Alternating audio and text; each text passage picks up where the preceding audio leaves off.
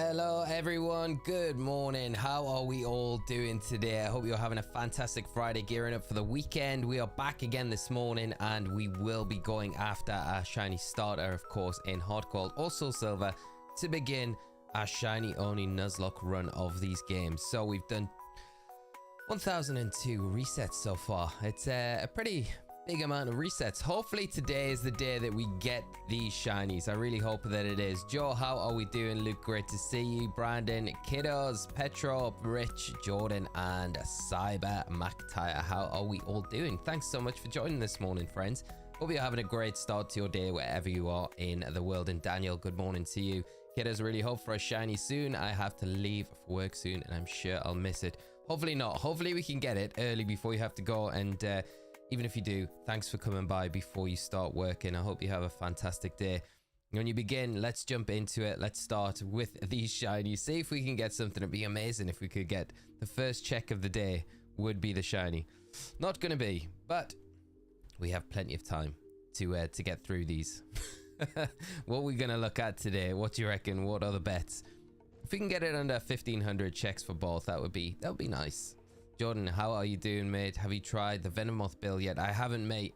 Last night after I finished the stream, I pretty much went to bed. I was wiped yesterday, so I didn't really have a chance to. But plan is over the weekend, tomorrow, have some nice time set aside. I'm gonna get it built, get it in game together. I've got a nice shiny Venonat in my boxes waiting to be put together. So looking forward to trying it, mate.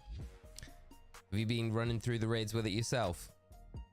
The Pro Gamer, how are you doing, mate? I hope you're well and having a great start to your Friday. Thanks so much for joining the stream this morning. Come on, shiny starter, we got to see you this morning. We got to.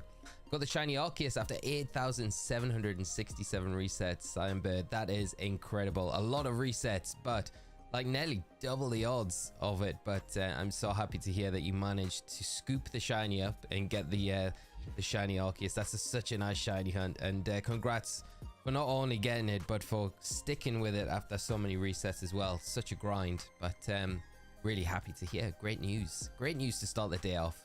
Today's the day you get it, Petro. I hope so, mate. I hope so.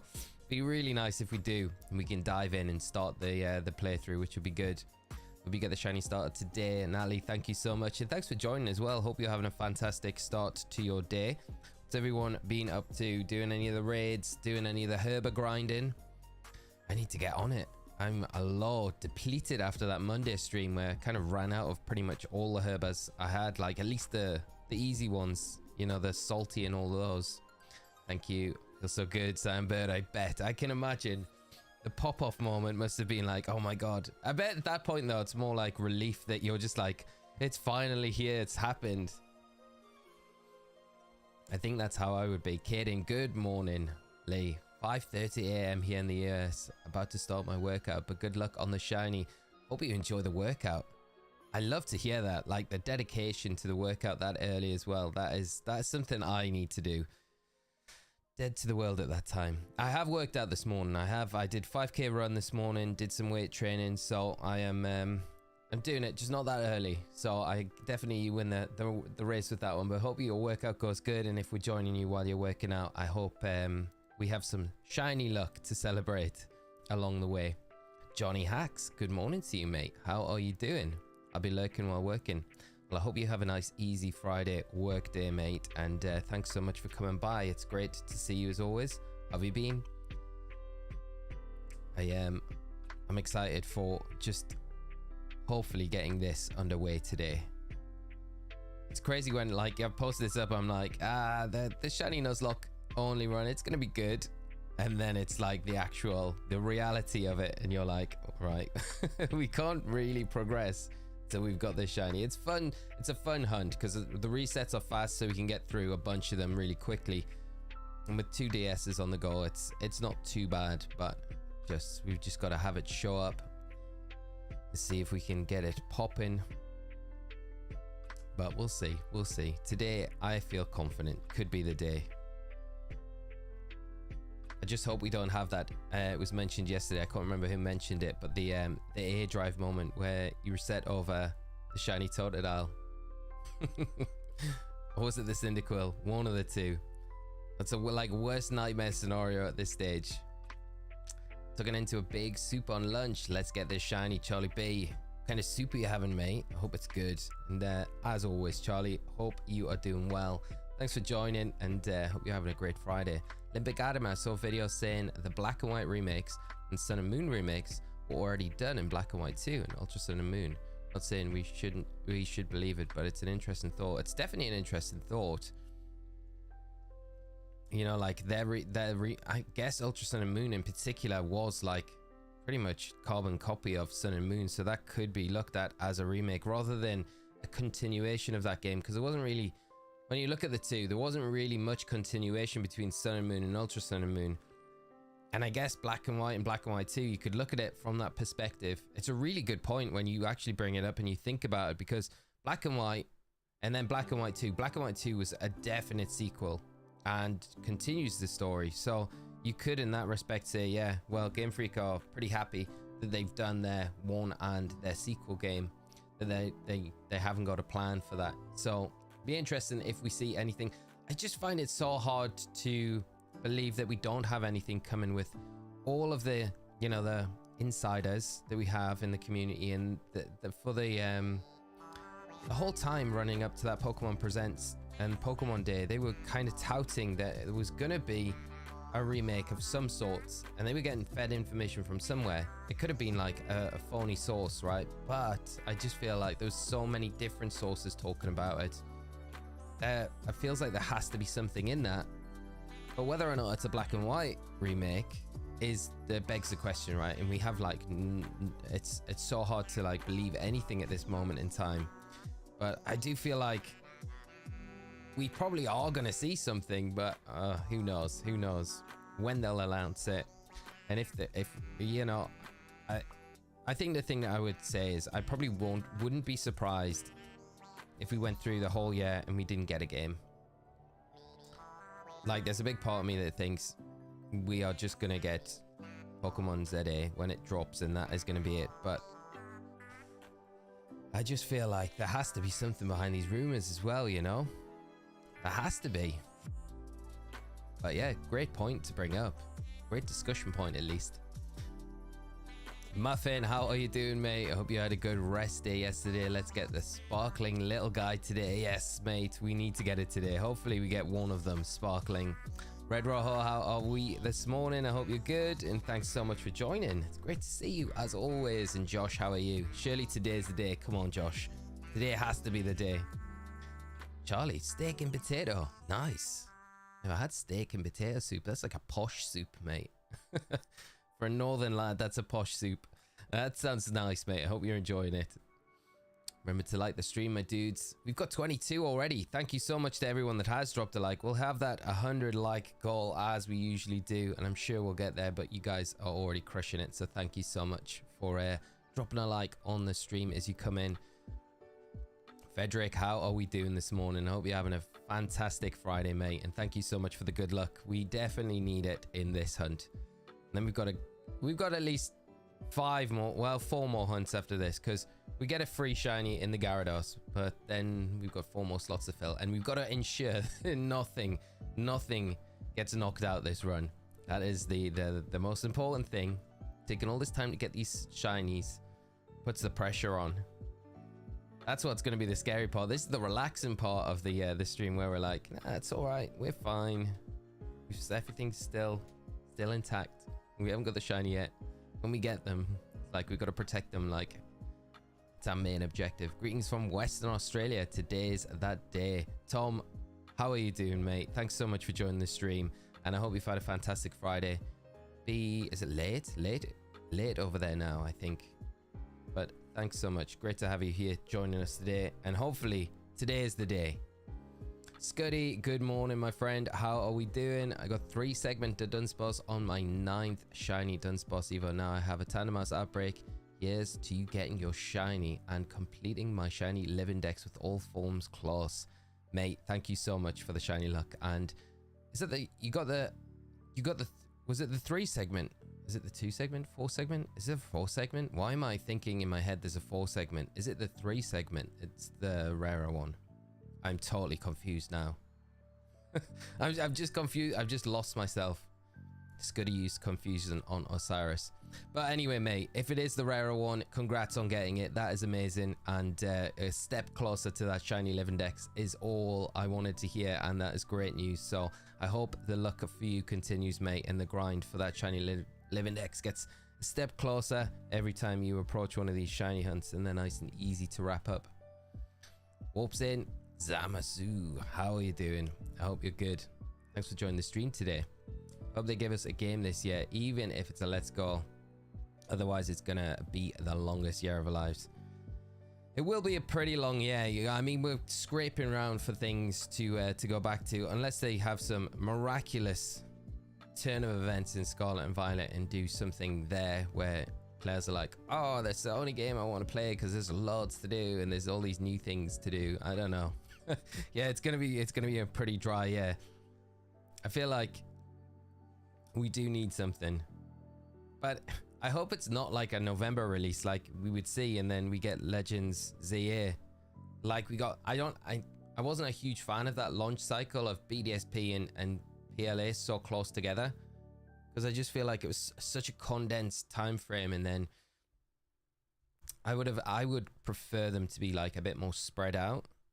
And I guess if they do get a remake of Black and White, it would give them a bit more breathing room for something like the release of ZA and them not having to rush it, you know? So many questions though, isn't there, about it? Is it the launch title of the new Switch system? If it is, then I guess that kind of puts it on a deadline, right? But it gives them to March, if rumors are supposed to be believed, with when that new system's coming out. Guess we'll find out soon, supposedly. We'll find out this month about it and when it's due to release, which would be good. Mart, Price, how are we doing this morning? Good morning to you. Hope you're having a great start to your Friday. Sitting Embo, how are we as well? I hope you're good, my friend. Great to see you. Thanks for joining us today. 2,683 are the odds. The odds for each individual shiny are... Is that the odds for us checking 6 at a time? Or is that the odds of checking 3 at a time? Because we got like 2 systems here. Tom, not bad. Only 7:40 p.m. this side. Oh, that's a nice, perfect time of the evening, mate. Great to have you joining as well. Spending your evening with us. Either 2 or 3 segment. Ah, okay. 2 or 3 segments. So the 3 segment, that's what we can get hyped up about. Congrats, mate. That is amazing. I don't know why I thought there's a 4 segment. It's like my brain foreshadowing that we'll get a mega Dunsparce in ZA, maybe, with the 4th segment. Shiny Stardust, how are we doing this morning? I hope you're well and having a great day. Great to see you as always, and thanks for hopping in and joining us in this elusive shiny hunt this morning. Hopefully we see something sparkle to kick us off into the weekend. You've been like, bro, module Wii, yeah. The Wii's an easy one to mod, I've heard. I'm really considering modding my GameCube at the minute. That's the one thing that I'm like, I really fancy kind of giving it a go. It looks super easy to do, and the mods for the GameCube are pretty good. It means as well that I can buy a Game Boy player and I don't need to buy the disc, which is like the big thing, because the disc's more expensive than the actual player itself, which I find absolutely insane. And I don't really feel like spending £200 on just a Game Boy player and the disc. It's very expensive. Especially when there's like the thing that puts me off is just if they are ever going to port stuff over to the Switch or the new Switch, I just feel like it's nice to have those things, but I don't necessarily would need them if they port those older games over, you know? It puts me off slightly. 3 segment is the 1 in 100 one. That's super nice. That's super nice. So super happy when I got it. That is incredible. Like when you get that, like, you know, it's such a rare one. Especially you've got that initial grind of just getting the shinies themselves to evolve. So that's awesome, mate. And now I grind for the family of 3 mousehold. Yes, my friend. I hope you get it. I hope you get very lucky with that one. Rose, good morning. How are you this morning? I hope you had a fantastic birthday yesterday, and great to see you this morning. Let us know what your birthday activities were. Did you do anything exciting? Hope you did, and I hope or you might be doing, a lot of people, if they have a birthday in the week, they kind of save their birthday activities for the weekend and then drag out the birthday, which is always a nice thing to do. 1,341.5 are the odds for all 6, so we're getting close to odds now. So we're still under odds at the moment, so it makes me feel a little bit better. Sit and Embo, thank you so much for the breakdown of it as well.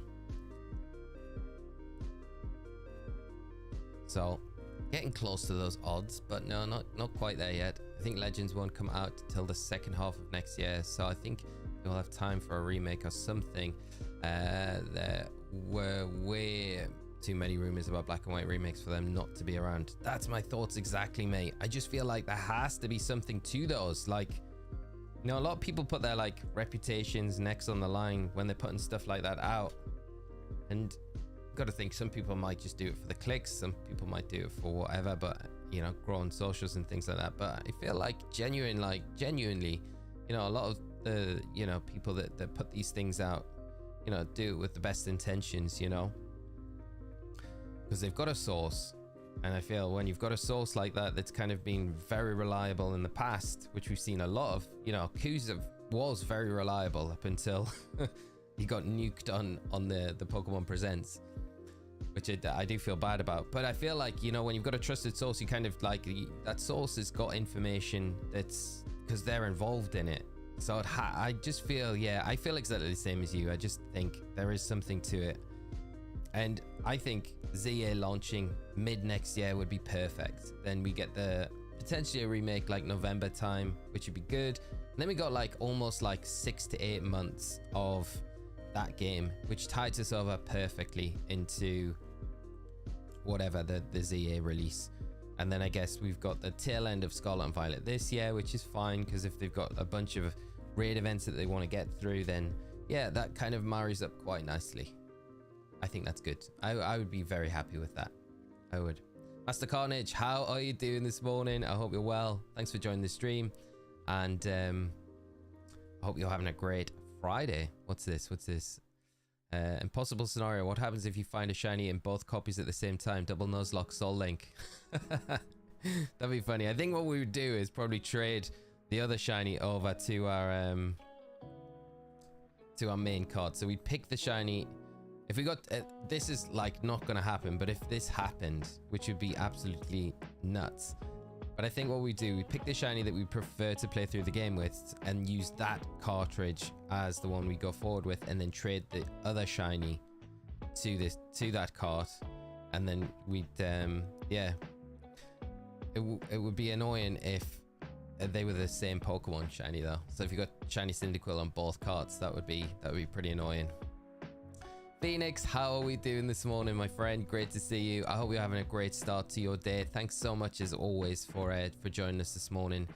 William, how are you? Praying today's the day. Get started. I know, mate. I honestly did not expect it to be this many resets, but I guess like it has to be 1,300-ish, which is the same as they're like the minimum, I would say, you know, to be like on odds for all 6. The odds for 6 at the time, it's 1 in 1,365, which is the same as the shiny charm odds of the Ultra Sun and Moon wormholes. So hopefully we see something pop up today. Thank you, Golden. I appreciate it. Mike, how are you doing, mate? It's been a little while. I hope you're doing good, my friend. Great to see you as always. Tone, best thing to come home to, 3:45 a.m. for me. Wow, late Tone. I hope you're doing all right and not too tired, my friend. But thanks so much for hopping in and joining. And I hope you've had a great day, whatever you've been up to, my friend. Had a great birthday, Lee. Went for 5 nosy girlfriends and had a blast. Oh, that's amazing. That is awesome to hear, Rose. I'm pleased you had a fantastic day. And if you are continuing the celebrations over the weekend, I hope it continues to be as enjoyable. Someone broke into my car and smashed all my windows last night, so I came here. I need some positivity to start the day. Mate, that is awful. I'm so sorry to hear that. That is... mate, there's no words. But glad you're here. We'll try and cheer you up as best. I hate that that's happened, mate. That is so awful. I hope you've been able to report it. And yeah, are you covered on insurance? To get it sorted. It doesn't fix the problem like right away, but awful, mate. Why do people do this?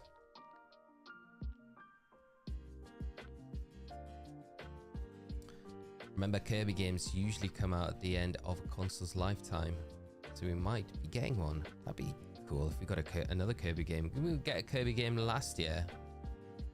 Was that the year before? What do you consider the better version, Hot Gold, Soul Silver? I'd probably always, if I picked, because I think I had Soul Silver originally when they came out, so I'd probably always lean a little bit more towards that one. But I do like the box art of Hot Gold a lot. Like the gold box art, just, I don't know, there's something about it that's very cool. But I think because Lugia as well, I'd probably pick Soul Silver over the two. What about yourself? Getting so excited for this, I started my own playthrough, but I started to pull quite far ahead, so come on, Shinies. You'll be nearly finished the game by the time we get started, but I hope you're enjoying the playthrough, Will. And hopefully we can get off the mark today. Philip, how are we doing this morning, mate? I hope you're well. I'm doing good, mate. I'm positive this morning that we're gonna see something shine today. We've had a bit of a drought recently on the channel where we've had, I know we had Monday, but Scarlet and Violet I don't think really counts. We've got all these shiny hunts going on at the minute. I know John pointed it out yesterday. He's like, we need to got so many going on, so we need to start getting through them. A Bomba Clat, how are we this morning? Thanks for hopping in and joining us today. I hope you're having a great start to your Friday. And Johnny, imagine how hysterical it would be if you got this got double same shiny. Be nuts. I feel like I'd want to at that point trade it over anyway and just do away with the same Pokemon clause. Sam, good morning, my friend. I hope you are well, having a great start to your day, and have a great Friday. Thanks for hopping in and joining us. Leo, by the way, the footprints for Sword and Shield Justice is out. Apparently you'll need to battle Hob for the first time in Slumbering Woods. So that's the trigger for it. That's super interesting. Please you figured it out though, Leo. Good luck with those hunts as well for the Swords of Justice. Hope you get them. Are you shiny hunting all of them? And Mike, yeah, I'm able to fix. Just such a bad way to start the day. Terrible way, mate. But it's okay. Got the community. Yes, mate. And I'm a big believer in karma as well, you know. I feel like, you know, karma will come around back to you in a good way. And I never wish bad upon anyone, but, you know, when people are doing, like, stuff like that, it's like, oh, come on. You know, but hopefully you're alright, mate. You get it all sorted. Just like you say, just a terrible way to start the day. It's just so disappointing. It's just so disappointing. Tony, good morning to you. What would be your ideal next 7-star raid? I'd love to see some legendaries we can't access in Scarlet and Violet. My ideal one. Next 7-star raid. You know what? I would really love to see Keldeo. And I'd love, I don't know if a 7-star raid, I would love to say, like, for a legendary. I think legendary, probably Deoxys, right? I think Deoxys would be an amazing 7-star raid that we could have. And you know what they could do as well that would tie into the anime, right? I don't know if any of you, I'm hopefully not spoiling stuff from the anime here, but in Horizons, there's a shiny Rayquaza. And we all know the Deoxys Rayquaza battle from the Delta episode, right? So what they could do is a bit similar to the Mew and Mewtwo 7-star raid. They could have Deoxys as a 7-star raid boss, and then you could have Rayquaza as the shiny Rayquaza as a mystery gift, and then you have to take Rayquaza into the battle against Deoxys, and I don't know, you might get like a bit of an Omni boost against it to kind of help you out through the raid. But that would be a fire event, so that would be my perfect 7-star Terra raid event to get. That would be very cool. A 5-star, and I just say 5-star raids because we've never had a 7-star raid where it's been huntable as a shiny. So that's why I'm saying 5-star for this. Is I would love Keldeo to be a 5-star Terra raid event where it was it wasn't shiny locked, where we could hunt for it in its shiny form. I think that would be really cool.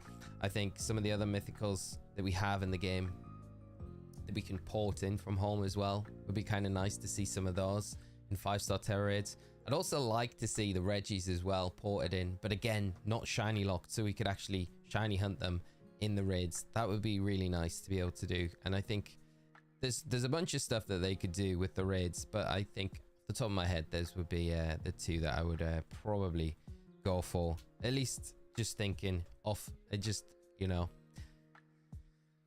pulling something out of the air.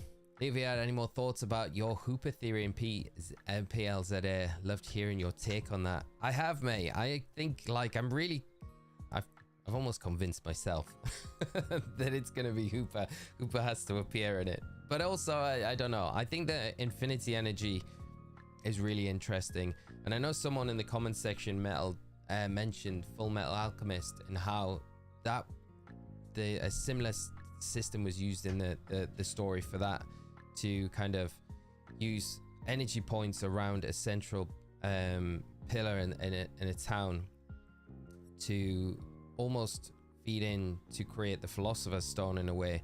And maybe that's something that could tie into this story, where the organization behind it are doing a similar thing to kind of focus infinity energy to create, I don't know, like an ultimate mega stone, or it could be the mega stone that is an alternative mega stone that turns the Pokemon from their mega form into a Z form, you know?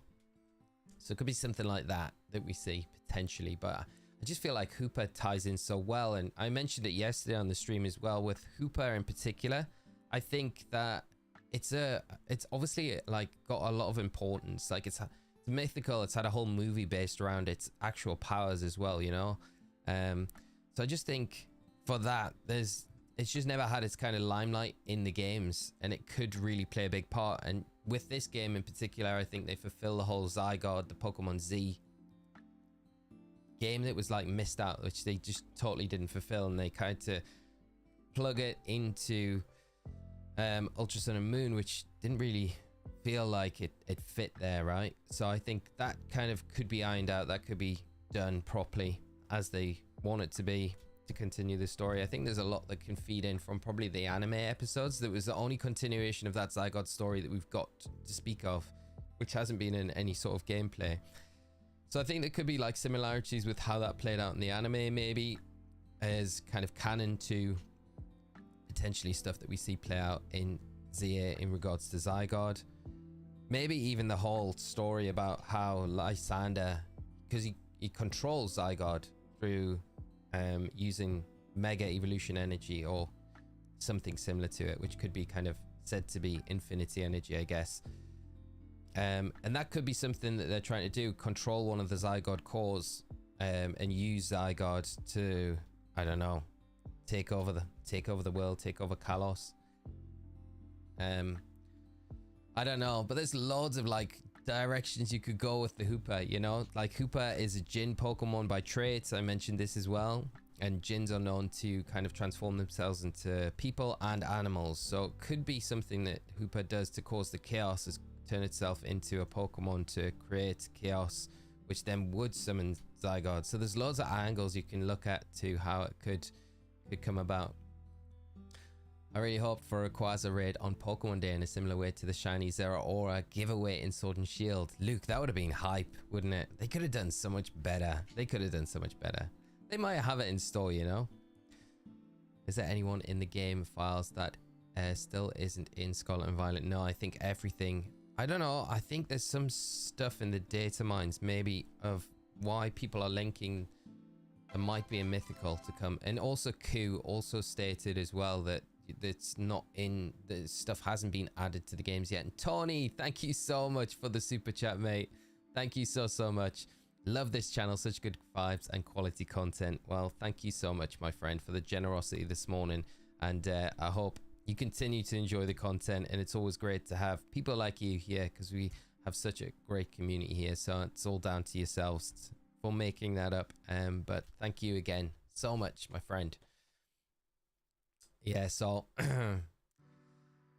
Yeah, the Rayquaza raid would have been cool. And I guess that's a way that you could have that kind of rivalry into a raid event as well, where you've got, you know, a nod to the anime with the shiny Rayquaza. Everyone would go nuts for a shiny Rayquaza mystery gift as well. I mean, that would be so hype.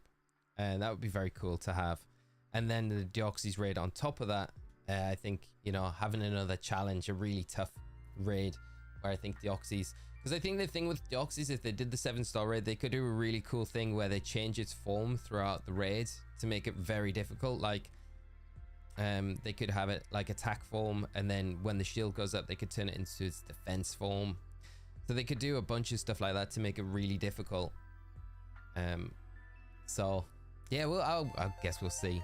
Sorel, thank you so much for the subscribe. And Johnny, I've read some artists' tweets thinking that maybe we could get different Zygarde rides, all from Norse mythology,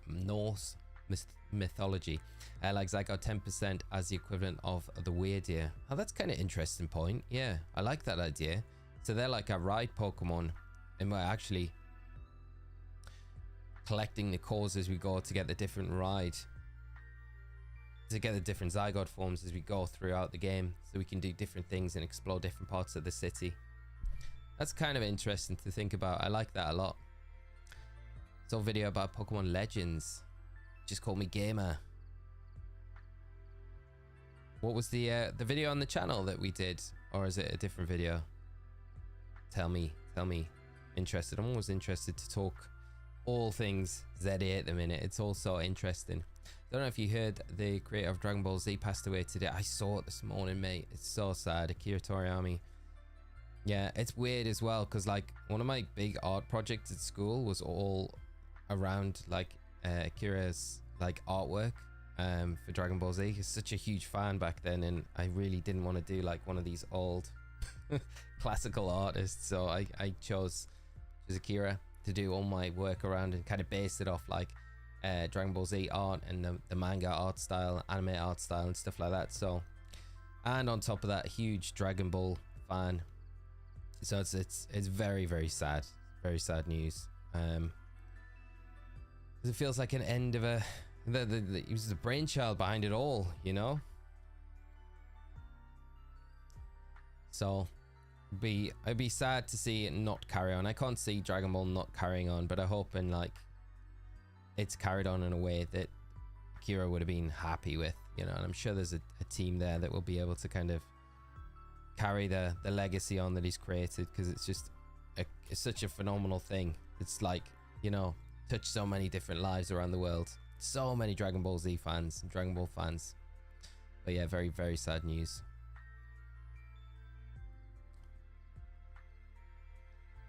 News video on the channel from today. Oh, nice, mate. What did you think of it? What do you think of the theory, or the some of the ideas anyway behind it? Wacko. Plausible. Oh yeah, I don't know.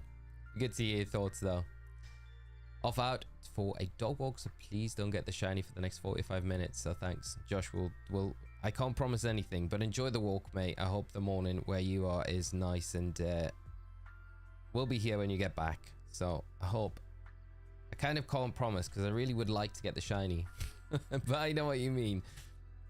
James, good morning. How are you doing, mate? I hope you're well. And Arb, how are you? I hope you're both having a great Friday. Great to have you both joining us. Happy International Women's Day. A very happy Friday. I didn't realize it was International Women's Day today. Well, that is a good day to celebrate. So happy International Women's Day to every woman around the world. Hope celebrate. Didn't realize it was today. Thanks for letting me know, Arb. Daniel, besides story speculation, what do you all think about the possible game design and mechanics for the new Legends game? I think the game design is going to be, I think it's going to probably surprise a lot of us. I think it's going to look really clean.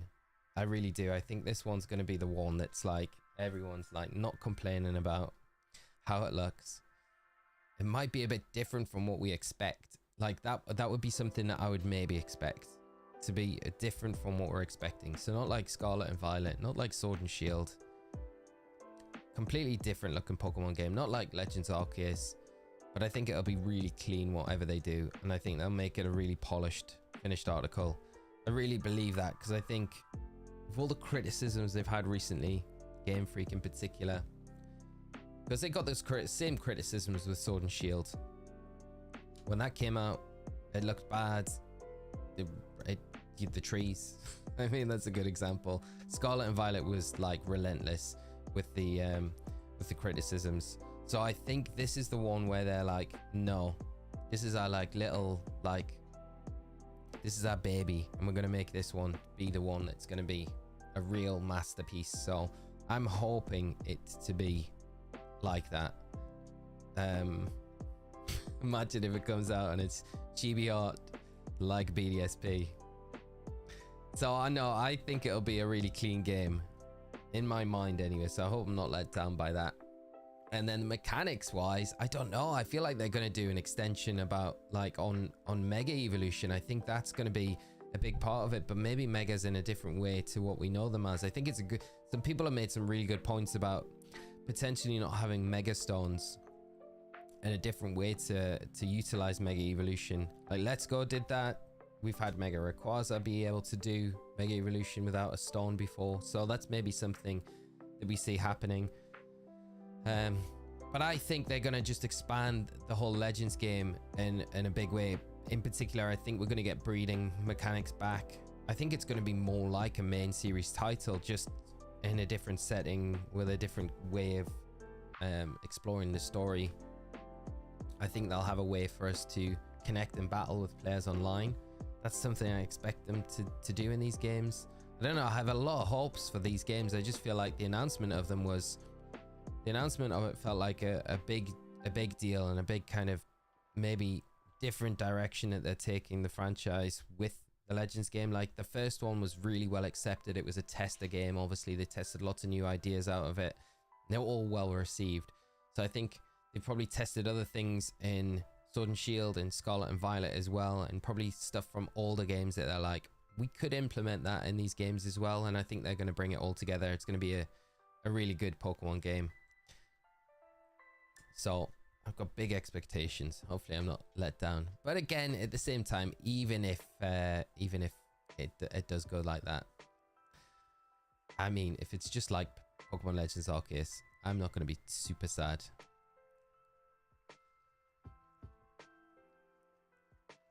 Do we know what he died of? No, I don't know, mate. I didn't really read.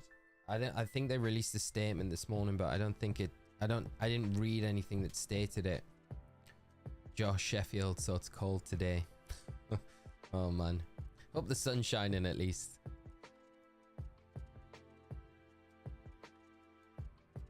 Blood clot. Oh, that's super sad. To his brain. Oh, that is really sad. That's how my nana died. That is sad. I think it's a peaceful way to go though, as far as I know, because it normally happens in your sleep. But that happens. At least it happened with my nana. She was way too young. I was quite young when that happened. It's very sad. It will be an 8-bit game. Play it safe, Game Freak. Professor Oak. I love that. Could you imagine the uproar? The uproar. I just wanted to stop by for a bit of the stream. It's 4 AM here, so time to sleep. Good luck with the shiny hunt. Scuddy, thank you as always for coming by, my friend. Get some good rest. You definitely deserve it. And I might see you in our later stream, because we'll be doing the Deoxys hunt again later on today alongside the Arceus. So if you're around for that, it'd be great to see you then. If not, have a great weekend though, my friend.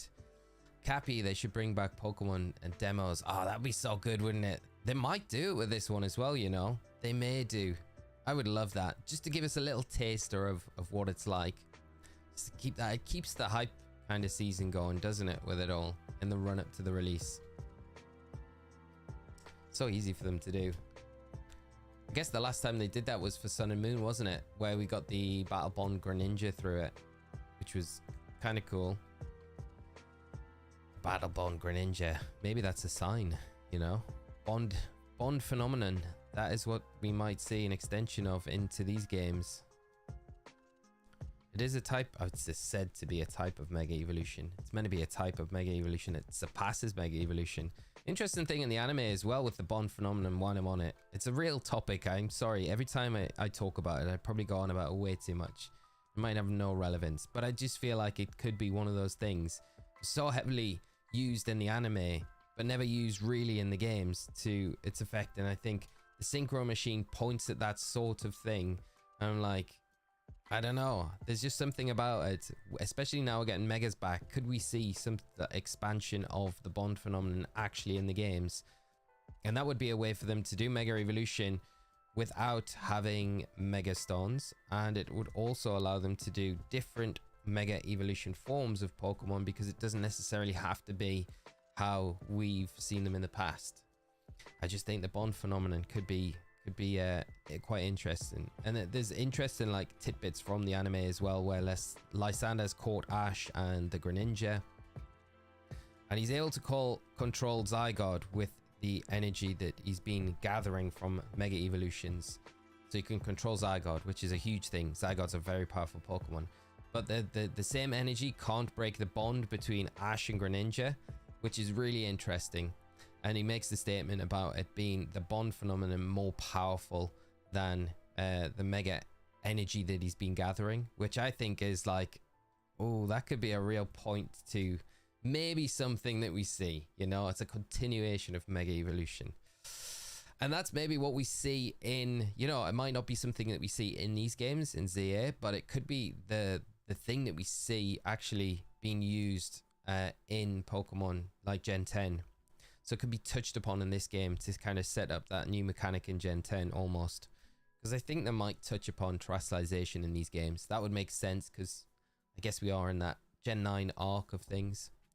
When do you want to do the Master Ball trade late?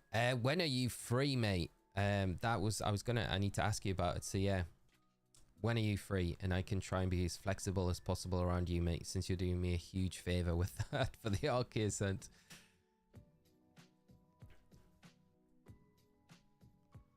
Johnny, I almost forgot. Did you see Game Freak sneakily announced Reg G? No, I didn't. When was that? At least the Reg poster basically confirmed it'll be. I have restricted. When did they release that, Johnny? So it'll be full GS Cup, or is it gonna be just one restricted? Because I always imagine it to be one restricted. That's huge. That makes me really think. That makes me really think that this is gonna be, this ZA is gonna be. It's gonna be played with competitive Pokemon. There's no way they got to GS Cup already. GS Cup has always been at the end life cycle of a game, when they move from that and shift over to a new game. It must be the plan. It must be the plan. I'm convinced of it. These crackpot theories that I have, I'm just convincing myself of all these things.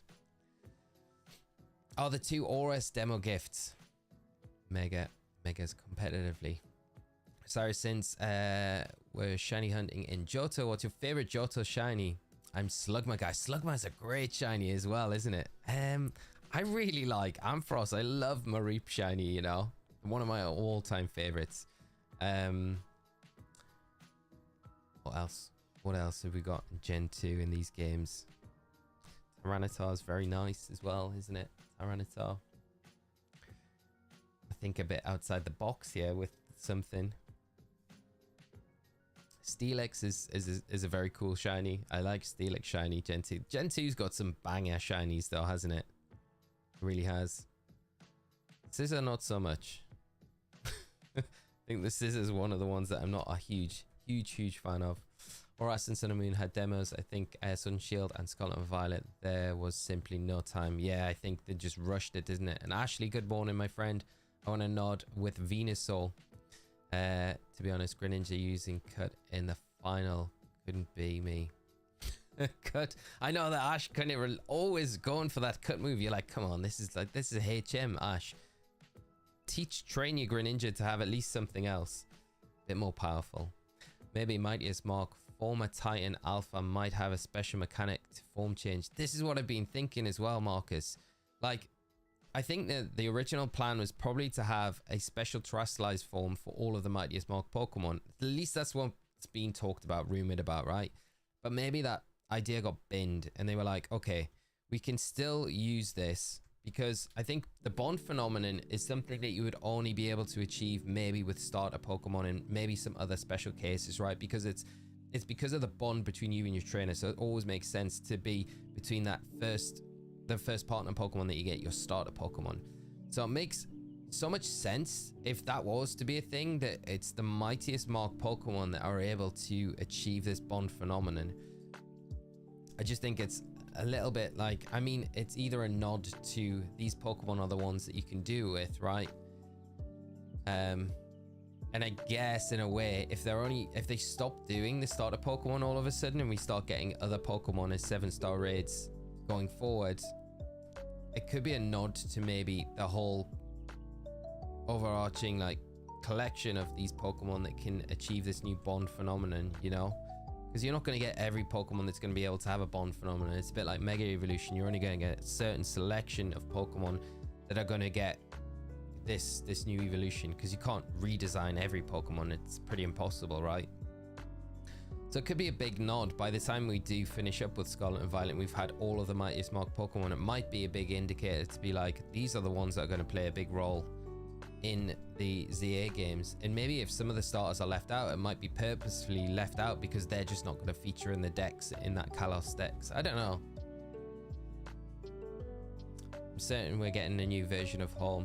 Just don't know if it'll have backwards compatibility for older hardware. Yeah, that's the big down if we don't get that, which it probably won't. It's just they've got to do something about it, I think.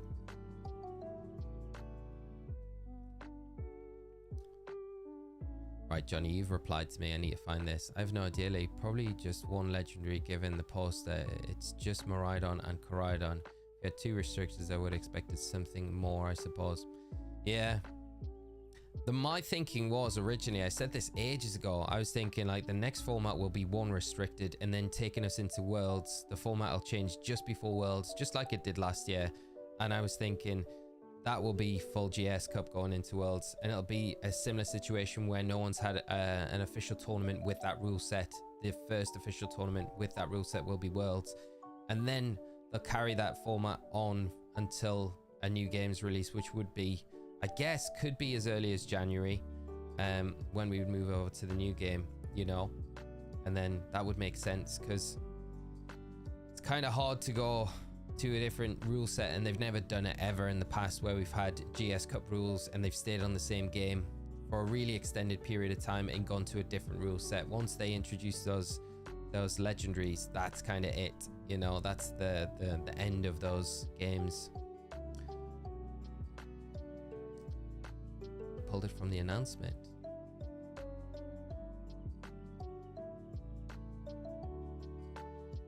How do I get a fast travel point for Levincia Lighthouse?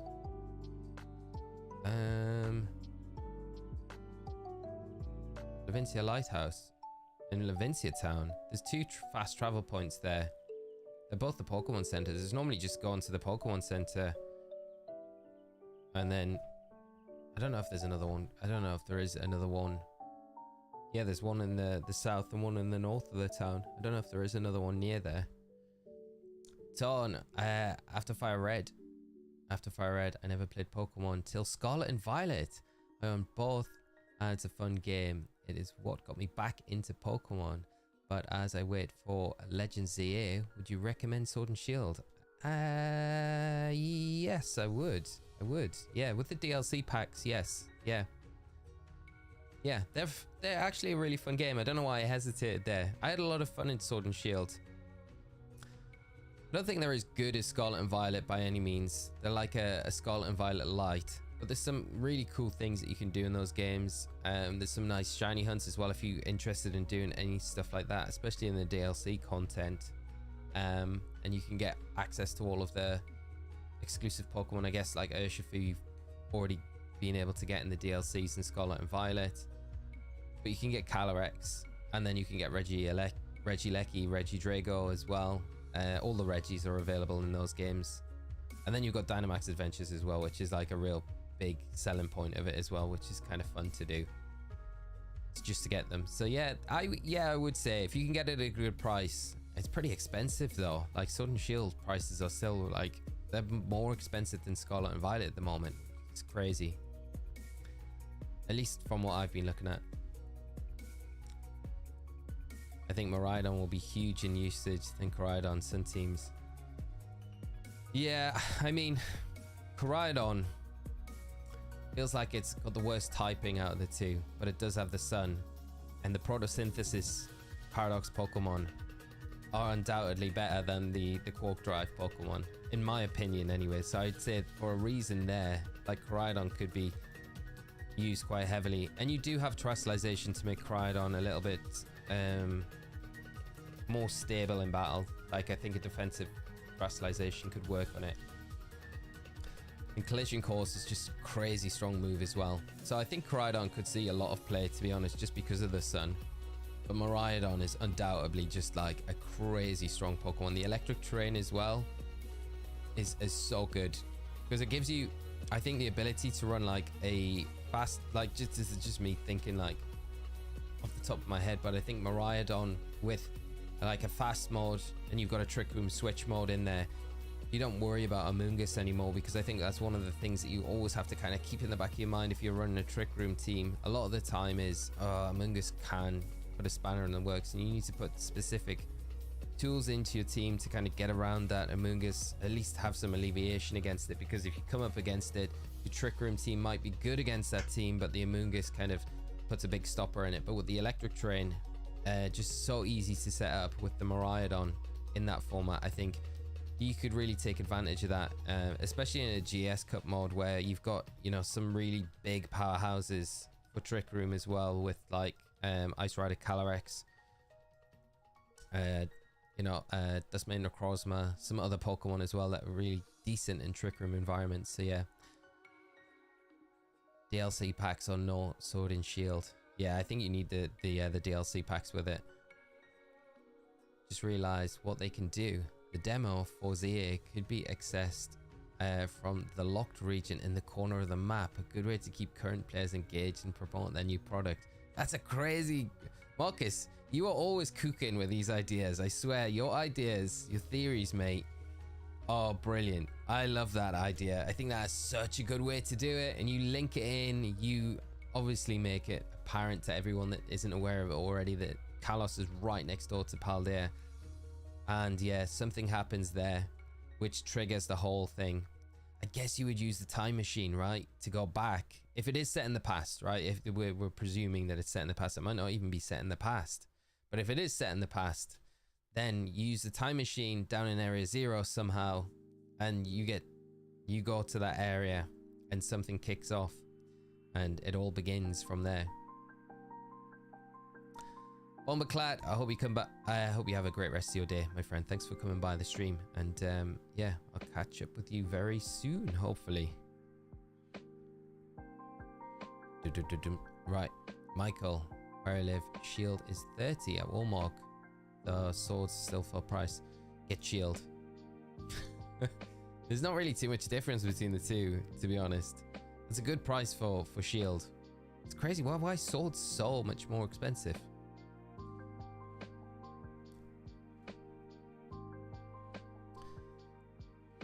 And Rose, I'm playing FF Remake and Rebirth on my new Portal while waiting for the next Pokemon game, and Stardew Valley 1.6. How have you found it? How has Rebirth been? I hope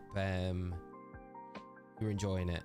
There's some mixed opinions on it. I haven't played it myself, so I don't really know, but I hope you're having a great time playing it, Rose. And on the new Portal as well, very nice. Sun and Shield are more expensive because you can shiny hunt legendaries in it. Told you. They did it on purpose to push sales. It's all a conspiracy. That's why we never got them. I love this. I love that theory. That's why we never got them in Scarlet and Violet. The whole marketing plan to push sales with Sword and Shield. Kind of counter Amoonguss too with the electric terrain. Yeah, that's what I mean. Funny, the Tapus are back. Coco and Lele, that would be crazy. Can you imagine the Tapus with terrestrialization? Oh my gosh, they'd be so strong. Tapu Fini would be absolutely, yeah, Tapu Fini would just be an absolute monster. Riley, good morning, my friend. Great to see you. Hope you're having a good start to your Friday.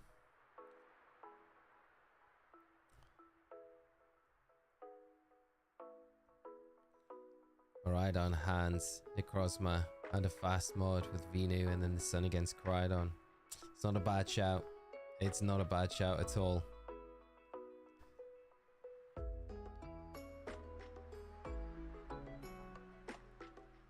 I still need to do the Veno raid. Like Kites Charlie, have you got a build lined up for it? Or nothing yet? Try the Hisu. If you've got Hisuian Gudra, just go for that. You will not take damage. You're gonna have an easy time against it. It's a fun raid though. Pick up GameStop says sword with DLC cards are only $54.99, but none in stock. Ah, yeah, typical.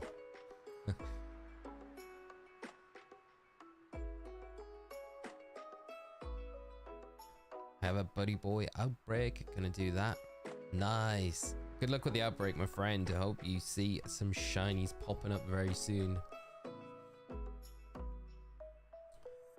Funny Sword and Shield have AI in Scarlet Violet. Dynamax runs would be so much faster. Yeah, they would, wouldn't they? Yeah, the Scarlet and Violet AI is so much better than the Sword and Shield AI.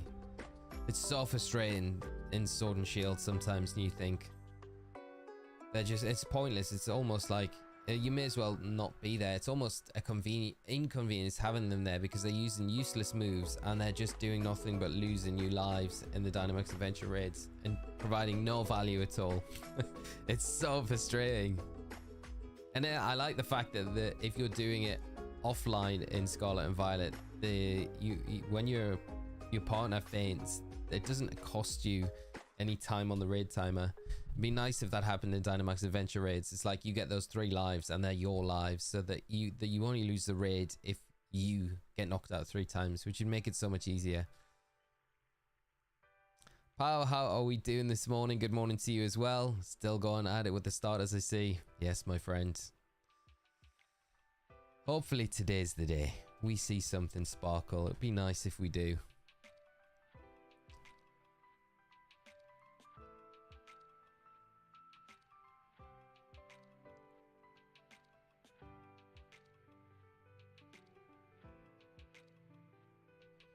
Right, have we got anything this time round?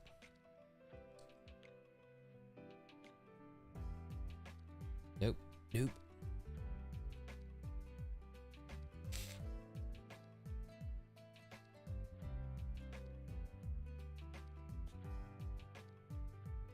Arceus. Which lighting? My camera, the games, or both, or something else.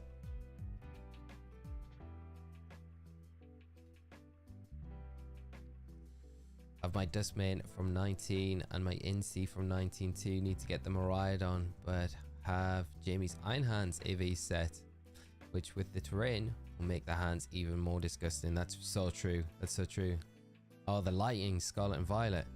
Yeah, some of it is just, I really like frustrates me sometimes when you're, especially I always find when you're doing like a sandwich and you've got like that crazy, like it's just so bright that you can't even see where you're putting the ingredients. I think, how is that even a thing? Yeah, but the lighting as well. In dusk, everything looks shiny. If you're shiny hunting, it's really difficult for those. Like, I know it's not for very long, but it's just frustrating when you're doing stuff like that. But the lighting's not the best. No, I agree with you. Simpletron. Also, since I and some close friends have work experience in Japan, Game Freak is most likely still run like a traditional Japanese company. That's why it seems like they never listen to fans. You know what? I think they do listen to fans quite a lot, you know, about the games. I don't know what. There's a lot of, if you look at like, I think the big thing they keep making these like big improvements to, well, they might not listen to fans, but I feel like they do, because the improvements that we see generation on generation, especially in competitive, it's like they are really like listening to like the community from that side of things. But then I guess in other respects, it does appear like, yeah, they just kind of just run with their own thing and do their own thing. and don't do these easy wins where it's like, you know, making the legendaries available to catch shiny, not locking, you know, there's a bunch of stuff, not porting the older games over to the Switch. There's probably a lot of reasons behind it, so I don't know. I don't like to make like massive assumptions on stuff like that. I really liked it, and the AI in Scarlet and Violet is always a bonus because it costs you no time. Yeah, it's always good. That's just a huge like improvement from Dynamax raids. Cosmic, how are we this morning? I hope you're well, and good morning to you. Hope you're having a great start to your Friday. Thanks so much for hopping in and joining this morning. Will you be going to odds today? Yeah, I think we'll probably get there and past it, mate. Hopefully we see something shine on the route there. That would be nice. Then we can say we still got it under odds. But at this point, it feels like it might be over.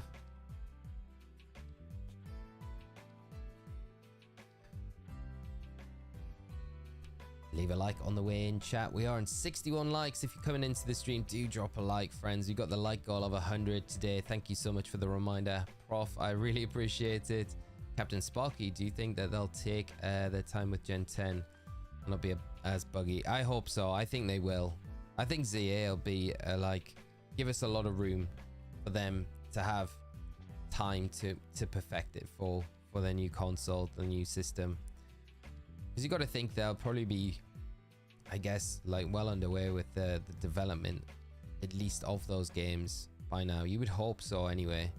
At least the concepts will be there, I would imagine. But yeah, it would make sense. I don't know if we'll see it in 2026 would be when I originally thought they would release Gen 10. So that would be the 30th anniversary and make a huge deal out of the 30th anniversary. And Gen 10 would be released that year, but it might be after that, you know. Xia, how are we doing? I hope you're well. Great to see you. We're having a fantastic Friday yourself. What if they pull black and white remakes from Pokemon Day due to the poor reaction to Ilka and Scarlet and Violet performance? Show us the main goodies in PLZA and just slip black and white remakes later. I think that's probably what they're likely to do, Adam. I still think, like we've been saying, you know, all of these insiders have been putting out information about black and white remakes for the longest time. So it almost feels like there is truth in that because those rumors have to come from somewhere. I don't feel like they're all made up. So it feels like they could just slip that in and be like, yeah, at a point, but it might not be at a stage yet where it's ready or they have a good enough time frame to reveal it. Because I don't think they need a huge lead up to the release of it to promote it and all of that. I think, you know, if you announce it in even May, June time for a release in November, that's plenty of lead time for you to start promoting it, you know. And it's not like the main game that they need to be worrying about. It's just a remake, so it doesn't need as much marketing as maybe a main series title game would. So I think, yeah, there's a lot of leeway there where they could do that. And yeah, it'd be kind of nice to see them just slip it in. Yeah, Game Freak is not porting the games. Really grinds my gears. Yeah, I just hope that the only reason they haven't done it for the Switch is because they're waiting for the new console, and that's going to be something that they do on the Switch successor, whatever it ends up being. Gerard, how are we doing from South Africa? Thanks so much for joining today, mate, and I hope you're having a great Friday yourself. I hope you enjoy the stream with us today. Maybe see something sparkle on the way. There is a thing as well that Game Freak can't do everything the community said. That's always true. Like, not everyone's going to be like, you can't just do, they've got to really stay true to their kind of convictions with how they want the games to be. It's good to listen, but as well, you're never going to please everyone. You make one change, some people will like it, some people won't. So it's just the way it goes. Gerard, thank you so much, mate. I really appreciate that. It's super kind of you, and appreciate the support. Simpletron, what I meant is probably one or two game designers have veto on all the decisions regarding gameplay. Yeah, that makes a lot of sense. It's not like the Western companies where anyone can have input and put forward ideas. That's probably very true. everything has to be kind of signed off by, like you say, like a very few small number of individuals that have like that the kind of directional grip on where the games are going and what decisions can be made on stuff. Yeah, that makes so much sense.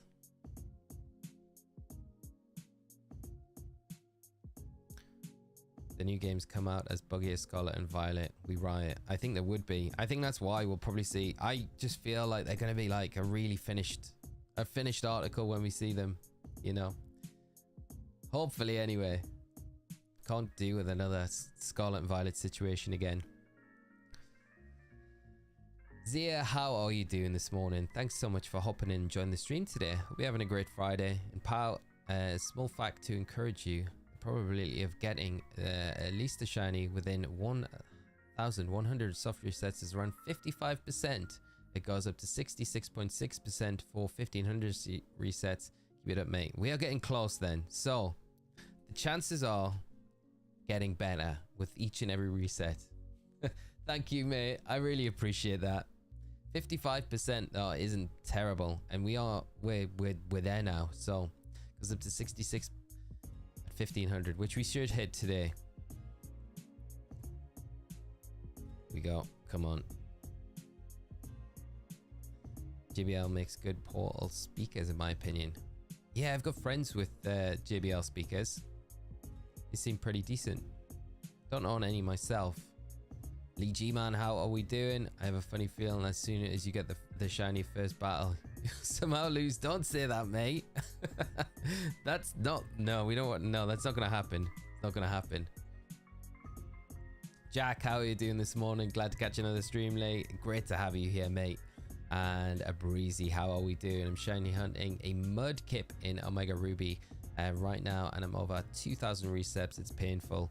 Congrats on keeping up with those resets though, mate. I know the grind is real and you're well deep into it, so I hope you see it shine soon, and do let us know if you do. And Bebum, 31 months membership. Thank you so much for the support, Bebum. Incredible support, and cannot say thank you enough. Thought I'd hop on here for a sec. Morning Lee and everyone in chat. How are we doing, mate? I hope you're doing good, having a great start to your Friday, my friend. And I hope Evie is doing all right as well. Mate, I didn't even see the news until yesterday, so I can't believe I missed it all. Can't believe you didn't tell me either. But yeah, thoughts with Evie and you, mate. And Marcus, the rumors I've always heard about Game Freak staff is that they're undermanned, undertrained, and dated when it comes to modern day programming. They don't want to change, etc. from various sources, but yeah, who knows really the truth of it, you know. But you know, again, those things coming out. There's a really interesting couple of videos from a YouTuber who goes on to it's like a jobs board, review board about Game Freak, and it's only employees. You have to be an employee to be registered at this jobs board, so it's all kosher. But there's some like feedback about, you know, employees that have left and the conditions that it was like when they worked there. I don't know how long ago it was when these reviews came out. It's pretty interesting though to kind of have a look at. But yeah, I think they definitely, like, the employees, there was definitely reviews where the employees were like, yeah, it doesn't matter what we do.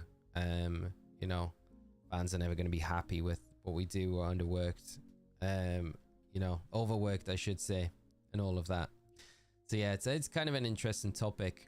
I'd love to do a video on it. It's just a bit of a weird, it's probably not a good idea on my end to do a video about that. But I think in a way I wouldn't do it to be attacking Game Freak. I would probably do it in a more of a way to try and understand the pressures that they're probably going under with what information we have. But it would still probably be taken badly, especially with me casting. I probably shouldn't do anything like that. But maybe one day when they decide not to have me casting, we can start doing maybe some stuff with that. Jackie still at it, yes. Hopefully this is the day though today. And Bebum Pokemonian as well, 7 months membership. Thank you so much, mate. Thank you so much, mate. I really appreciate it. And another milestone for Pokemonian here. Another milestone. Crazy. Appreciate it, mate. And there'll be another milestone for Pokemonian very soon when you hit that 2k subs, mate, which is only a matter of time before that happens.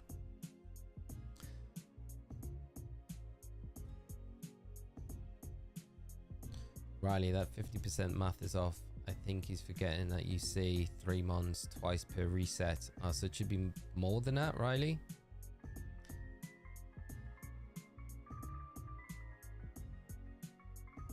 Who won the shiny race? I won the shiny race, but I lost the battle, Ashley. So I had to do a 1-chip challenge while I was preparing my Pokemon, and it ended really badly. Oh, thanks, bro. It's Cookie who got diagnosed with the... Oh, okay. But Eevee also had high utric acid. Both babies are sick, but Eevee's case getting better. Oh, that's good, mate. Thoughts are with both of them, mate. Really hope they're both all right. Very soon, mate.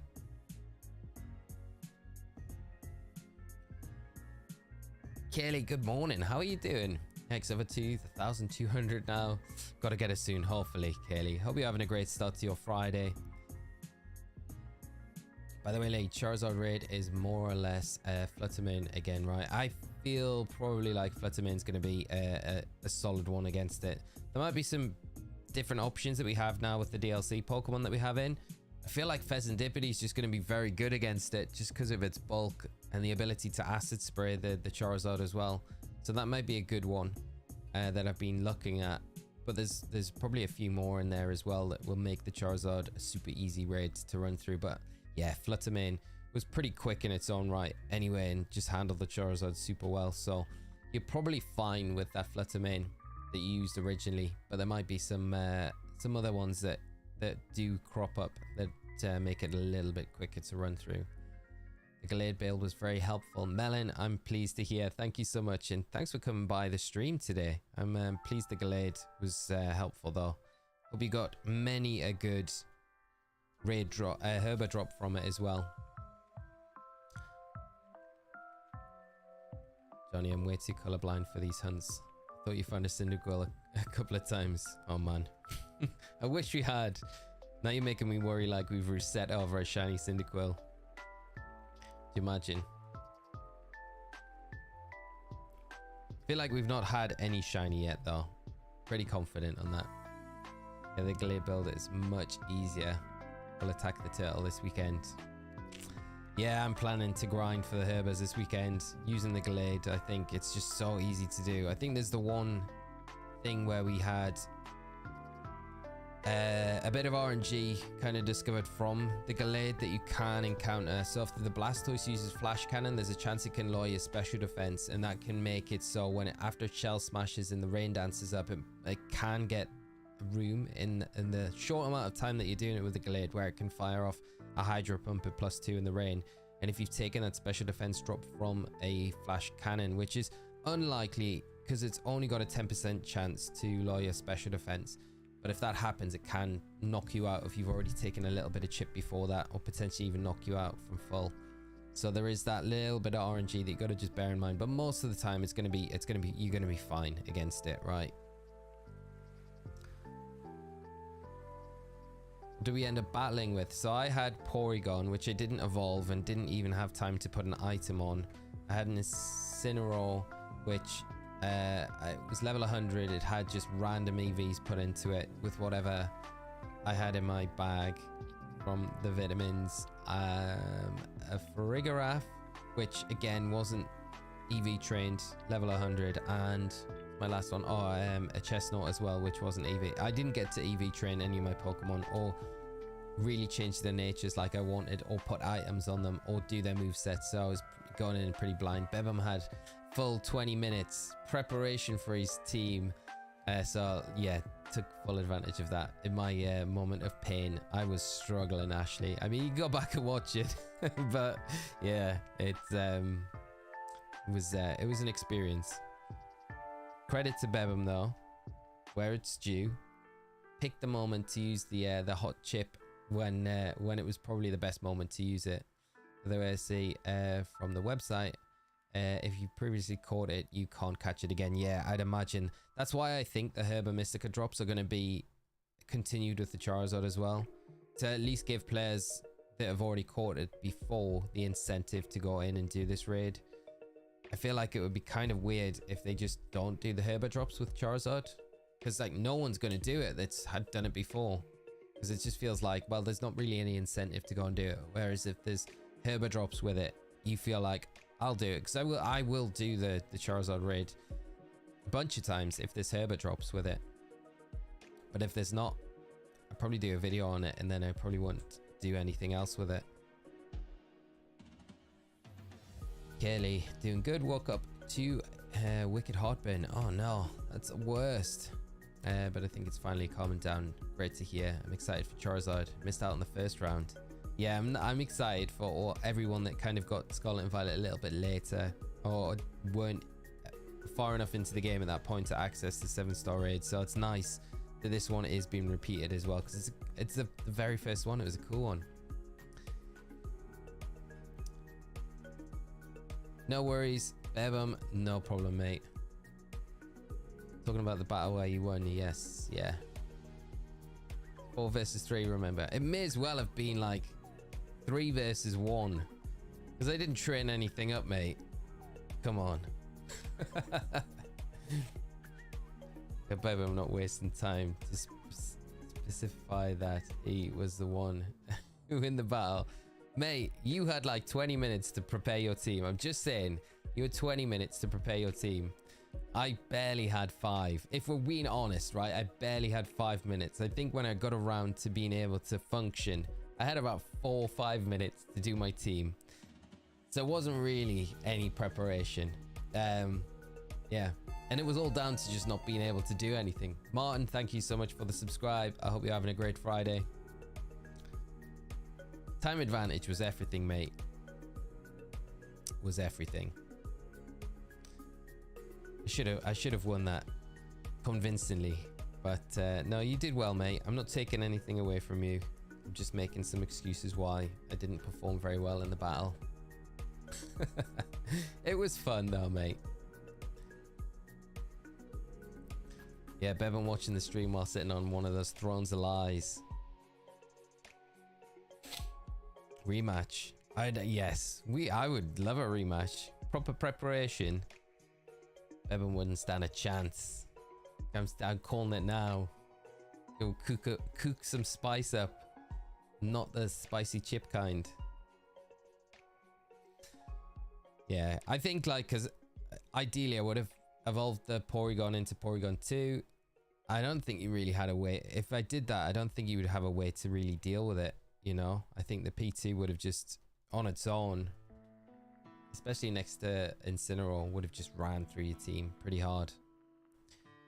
Because I had the perfect synergy switch for the Araquanid. Really, I mean, you could go for the Bug Bite and predict that into like Incineroar into Chestnut. But I guess I'd probably go with like the Resist Berry onto Chestnut, so I didn't take as much damage from the Bug Bite initially, and then I can at least cycle 2 Intimidates onto you. No, I think in a real VGC battle, mate, you would 100%. You definitely would. Probably wipe the floor with me. I just mean I had the advantage, Pokemon advantage there, so I should be winning that. But no. Bevan, will you be in Bologna for the special event? I'll definitely be there. That would be fun if Bevan's there. I'm gonna be in Bologna.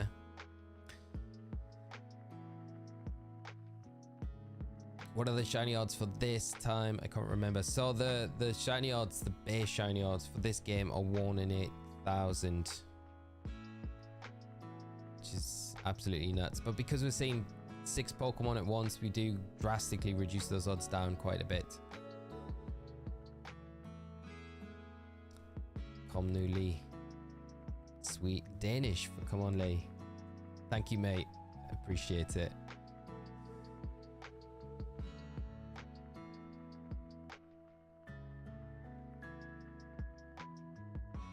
Come on, bro.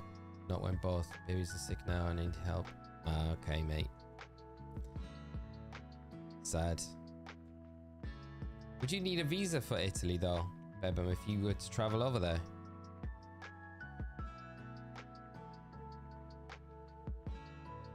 Yeah, we've not got many events in Europe left now. We've got EUIC, which is next month, then we've got Stockholm and then Bologna, and that is it for the European season. That's sad. There's not many events left. It's crazy, but then it's exciting because then it's Worlds, and that's really exciting.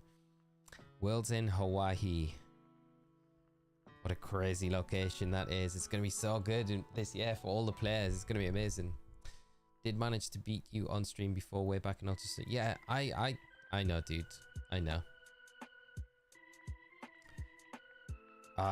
Visa for any European country. That's frustrating.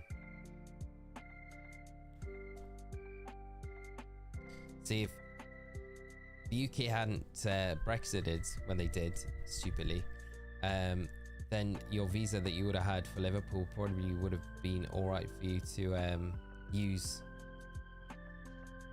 for the other events this season.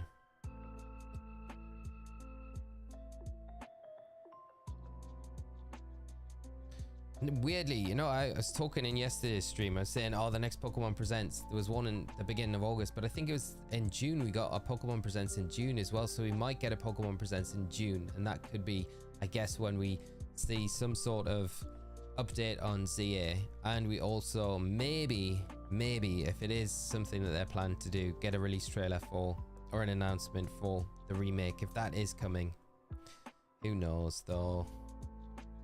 Like I've convinced myself of that is happening, but I don't know if it is. Bryce, good morning, mate. I hope you're having a great Friday. Only on briefly, thank you so much for coming by though, mate, and thanks for the good luck. I hope you're having a fantastic Friday.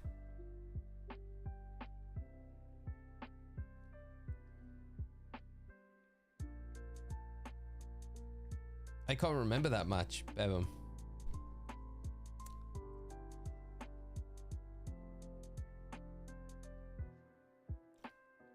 Halloween themed team. You had all the ghost Pokemon. I had Yveltal. Ah, yeah, that I can see how that would end. And Johnny. I can't remember that game either. I've eradicated these games from my head. They're probably on the channel somewhere, I would imagine.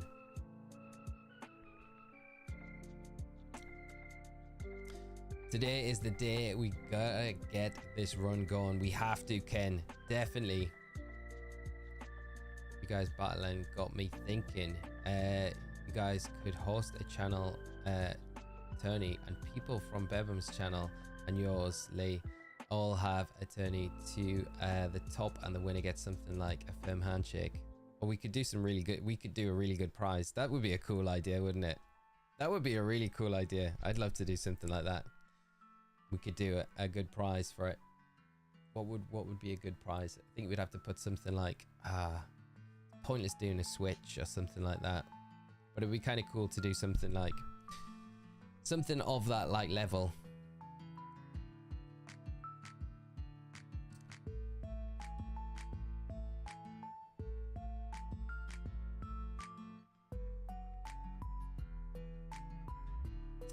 You're also lucky you can see if they are shiny on the screen. You pick the Pokemon. I know some games you need to start the first battle. Oh yeah, mate, this is why this one's like not as bad as some of the other ones, just because you can see all the shinies before we actually need to pick them, and if they are shiny they'll pop up in this screen.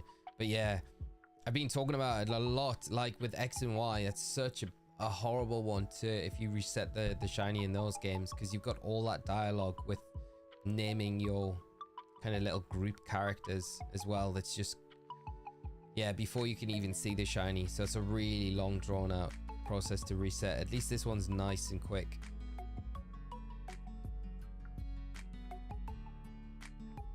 But yeah, definitely a huge advantage.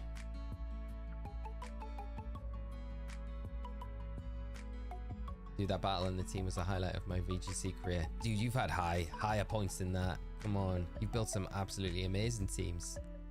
Have you had any more thoughts about your VGC vlog that you're thinking of doing? Rose, I haven't been able to post for a while. Send button disabled. Maybe on timeout. How are you on timeout, Rose? That's weird. There's no way. I haven't even touched anything. It's weird. There's not anything set here. I don't know why. I haven't even got like Nightbot. I don't think... Is Nightbot? No, Nightbot wouldn't do it.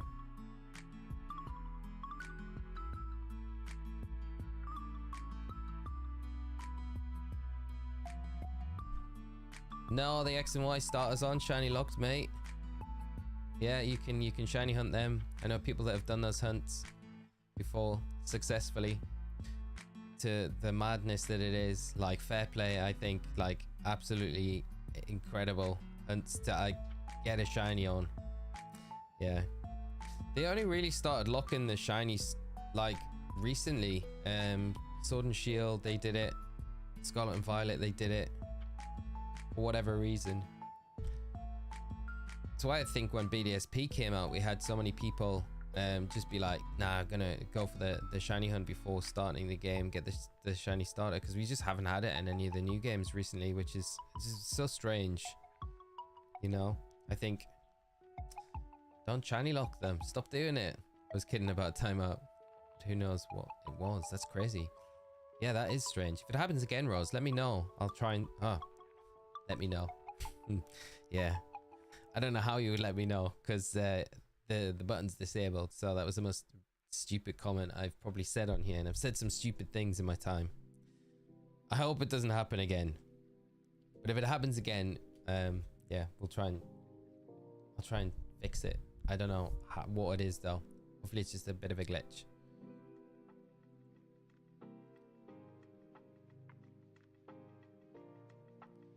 Tragic. The idea that some people would go weeks through all the dialogue for nothing filled me with so much joy.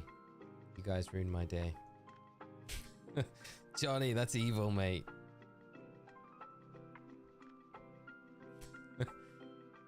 Zyro, good morning to you. I hope you're having a great Friday, mate. Just popped in during my lunch break to say hi and wish you luck for the hunt. Thank you so much, mate. I really appreciate it. We definitely need that good luck. We do today, but today I feel confident. I think we're going to get it today. I do. I think today is going to be the day that we see these shine. We can finally start our hunt. But I hope the rest of your day goes great, mate. If you can't stick around long and you have a nice, enjoyable lunchtime.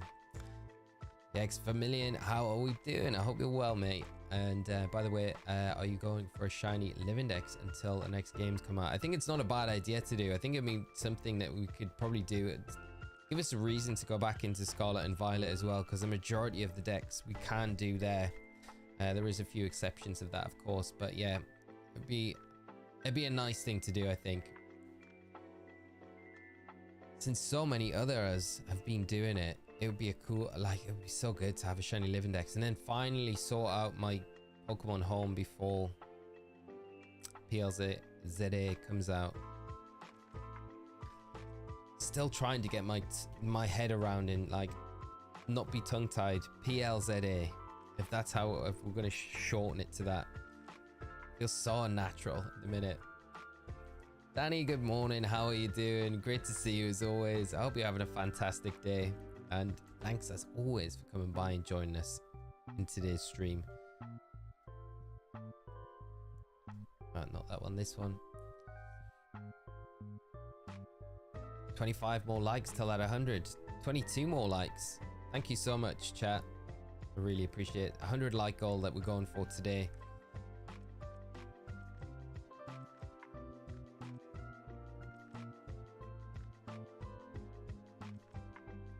Ken, got a question. We tried to do a Union Circle in Discord last night to let Scarlet players get Iron Crown and Boulder and vice versa. But they didn't show up for anyone. Can this be done? It can be done. I've done it before. I got, I think the first Iron Hands that I got was in my Scarlet was when I created a Union Circle with my Violet copy. But I had to make sure that I was in the same area in Area 0 as my Scarlet game, which is hard to do because you can't see the other players. But because I was doing it with two consoles at once, I was able to kind of see where my characters were, so I could kind of have them in the same place at once. So I don't know if that's got anything to do with it, Ken. Might be. It's harder to do online, but I guess if you all say, okay, we go to like Research Station 2, and then you're all in that kind of vicinity, then that might be a way to get around it. It's a weird one though. It is strange because it should work that way.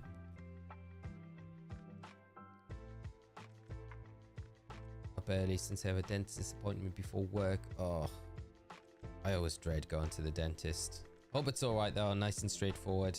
It's always a thing that you have, like, you know, it's such an important thing, but I hate it, dread it every time.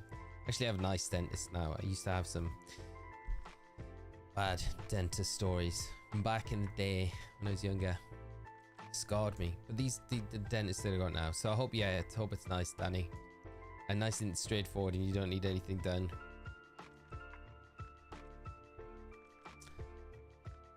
Need help? I'm doing mine too currently, and I've done almost all of the hard ones, only missing Type Null, Silvally, Dynamax exclusive legendaries, and Gen 8 Reggies. Nice, mate, that's so good. You're like so close to getting it done. The Dynamax exclusive ones, the Solgaleo, the Lunala, and is it Necrozma, I think, are the only ones that you would need to get from there. Are the Ultra... No, I mean, you can get the Ultra Beast from other games, but yeah. But I think they're the main ones. Solgaleo, Lunala, Necrozma. I think they're the only games that you can get them shiny in, aren't they? Oculus too, yeah. Other than that, only the generic Pokemon. Nice. That's so good. That's so good. Gonna complete it way before ZA comes out, I imagine.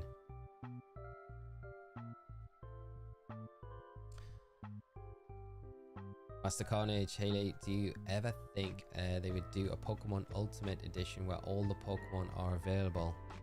It'd be nice to think. I think for like a big occasion, or like they might do it at one time or another, you know, like Gen 10 could be a good example of that. If it's a big, they were doing a big celebration for the 30th anniversary, could be all about, you know, I guess the narrative behind it could be like celebrating all X amount of Pokemon.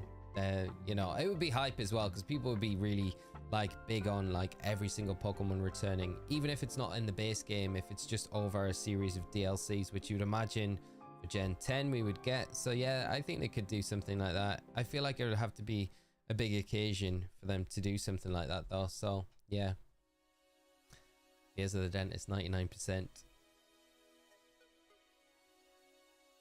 Oh, I don't think Crown and Boulder. Oh yeah, Crown and Boulder aren't. No, sorry Ken, I misread that. I thought you meant some of the other Paradox Pokemon. So yeah, you can't get the version exclusives in the other game. There's no way of them appearing, unfortunately.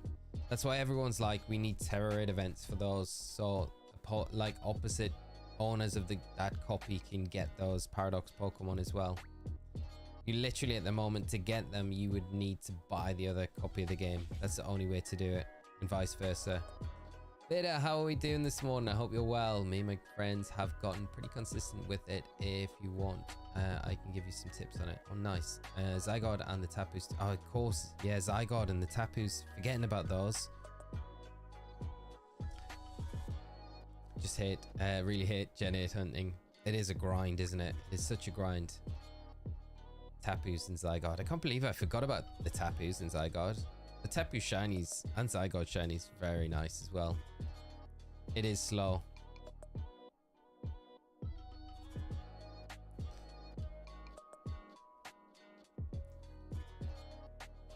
And with that, I'll have to hop off. Bebum, thank you so much for coming by the stream this morning, mate. And I hope you have a fantastic day. I'll catch up with you soon. And yeah, take care of yourself, mate. And thoughts with the doggos. Hope they're both doing all right.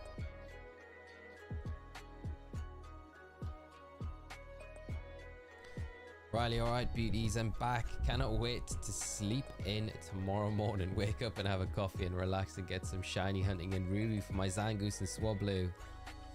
Up to 5,055 resets. Wow, Riley, that's crazy. Mate, tomorrow's got to be the day that you get them.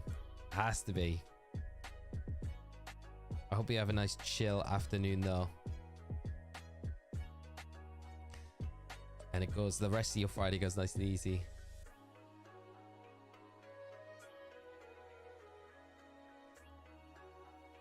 Pokemon MMO with VR and online mode. That's what we need, Professor Oak.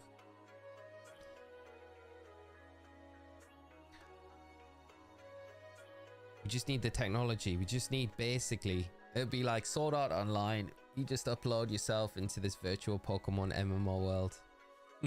You just basically, yeah, play out as a trainer. Every region's available.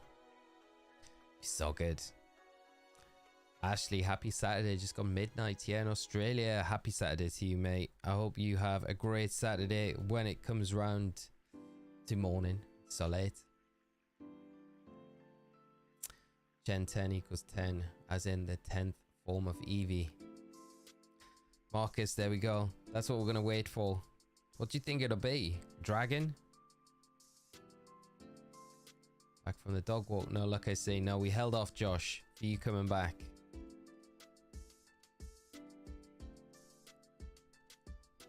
Hope the walk was good though, mate. Today I'm doing alright, in a bit of a panic because I have to hand in a research paper on Monday and I haven't started. I'm about to leave for uni though. I hope you managed to get through it. That's exactly how I used to do all of my stuff. Last minute. It's pretty much how I do everything. But yeah, that's it. I would be in that panic mode now. But just know you'll get it done. It'll be fine. Be fine. It's just gonna be a bit stressful. Hope you have a good day though. Count Eevee has its own form, by the way. Yeah, that makes sense. Because I think you can do that as well. Just because they feature it so much in so many games. Like, Let's Go Eevee, 7-star Terrorade for Eevee, Dynamax, you know, Gigantamax Eevee as well. So I feel like that's a valid form on its own. So you have the 2016 events from the Tapus. Oh, nice. Nice. Zygarde and Lunala, Solgaleo and Necrozma, but I want my own OT on it. Yeah. So bad. Been thinking about allowing it though. Yeah, you could kind of like be... Yeah, it would save you so much time. You get it finished so much quicker. But yeah, having your own OT on them is kind of nice as well. We need a Ghost Eevee next. Ken. That'd be great to see. All about that Ghost Eevee though, mate. I know. Can only evolve it once it faints. From using Last Resort, right? Has to use Last Resort and then get knocked out. And then it levels up. I think it would be cool if Eevee got a normal evolution. Yeah, me too. I think just into a normal Eevee. Like a bigger looking normal type Eevee. It'd be very cool. I think that they should so do that. With the base stats that the others have as well, it would probably be likely quite good.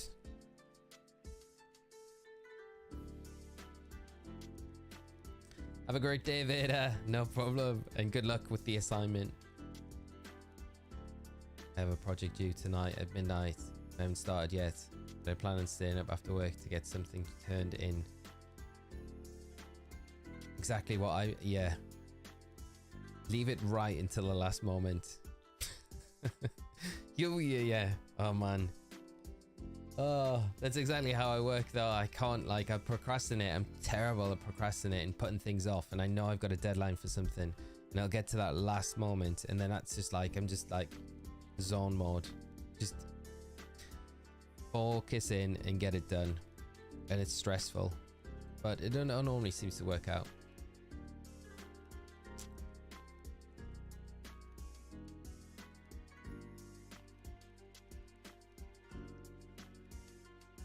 Going on, blazing past 1,000 resets.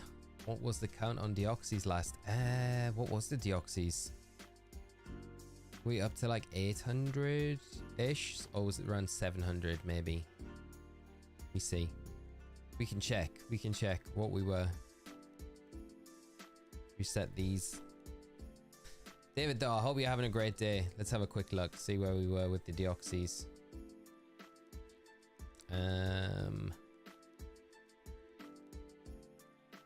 We were up to, yeah, 800. So 815, I think 814, 815 ish. So yeah, getting there with the Deoxys. It says Soggy, thank you so much. There we go, confirming that 814. Yeah.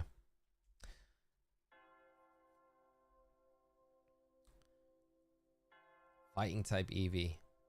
Or Eevee just... Eevee on roids. That would be cool to see. Kalos introduced fairy types which directly count as dragon types, so interesting to see if what they take they'll do for any new Pokemon. Yeah, that's true. Fairy types. It's crazy to think like fairies were introduced in that gen. Just feels so like alien now, like to have like a new type introduced. I know we've had Stellar Terra type, but it's not really a type, is it? It's just a Terrapagos mechanic, I guess. Be crazy to have another new type added in. It'd be wild. Wonder if they'll ever do it in the future. There's always a talk about the sound type, because there's so many sound-based moves.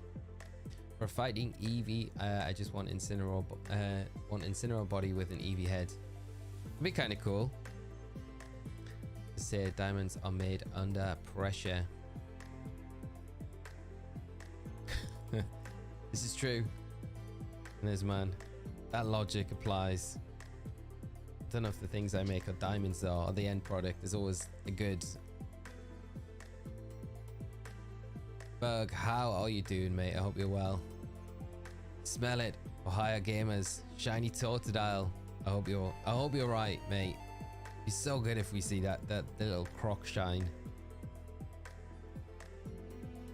It's gotta happen soon.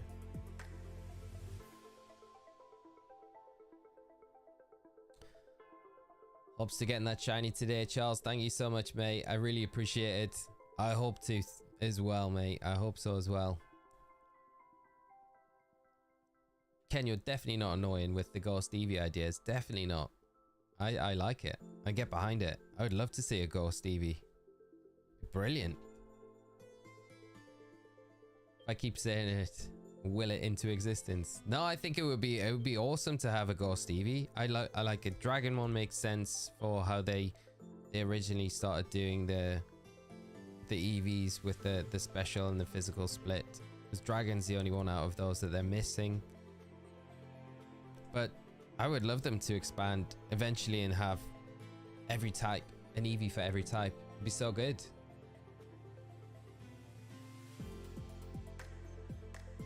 Gonna guess Cyndaquil. I'd be happy with anything, but Totodile, Cyndaquil, probably the top ones I'd like for this run.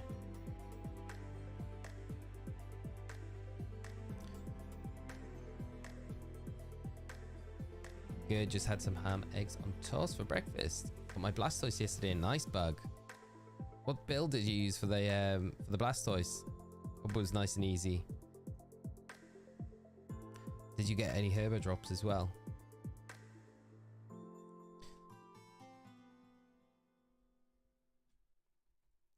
Eventually we have to get a new Eevee form. Yeah, I think the same post. They keep like just because it was X and Y when we got the last one, so it's been such a long time since Sylveon, and we never got the counterpart with it as well, which is kind of odd. Because we know, like with all the other evolutions that we've had introduced, I guess we've had the counterparts with them always. But this one, with the Sylveon, we never really got the counterpart. And a Steel and a Dragon one would have made so much sense to be like, you know, have that fantasy call between Fairy, Steel and Dragon. But yeah, just nothing. And then they've just went completely radio silent with it ever since then. People have gone nuts for it as well. It'd be so good to see. LC Skeleton, how are you doing? Also love a Ghost Eevee and call it Fanteon. Fanteon, that would be, that's the name. It has to be that. That's such a good name. I love that. Just a random bit of trivia. I just went to the end of my longest drive and my earbuds worked the entire way. Wow.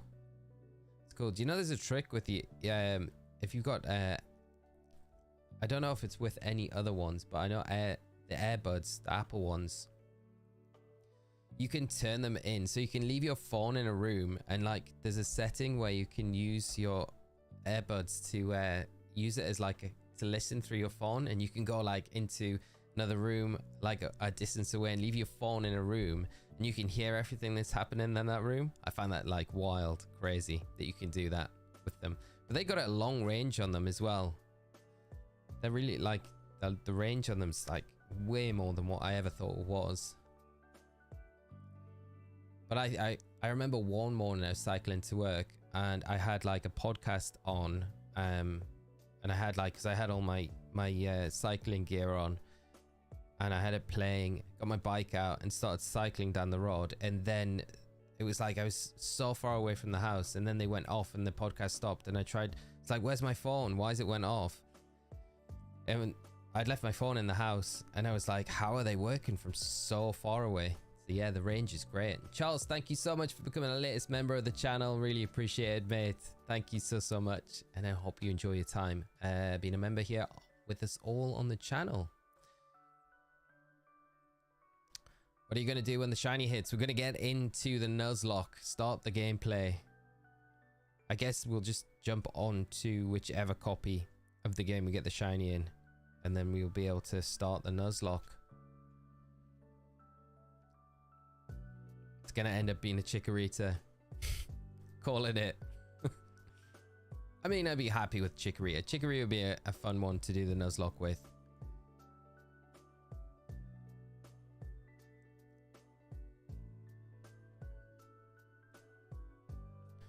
Nothing this time though.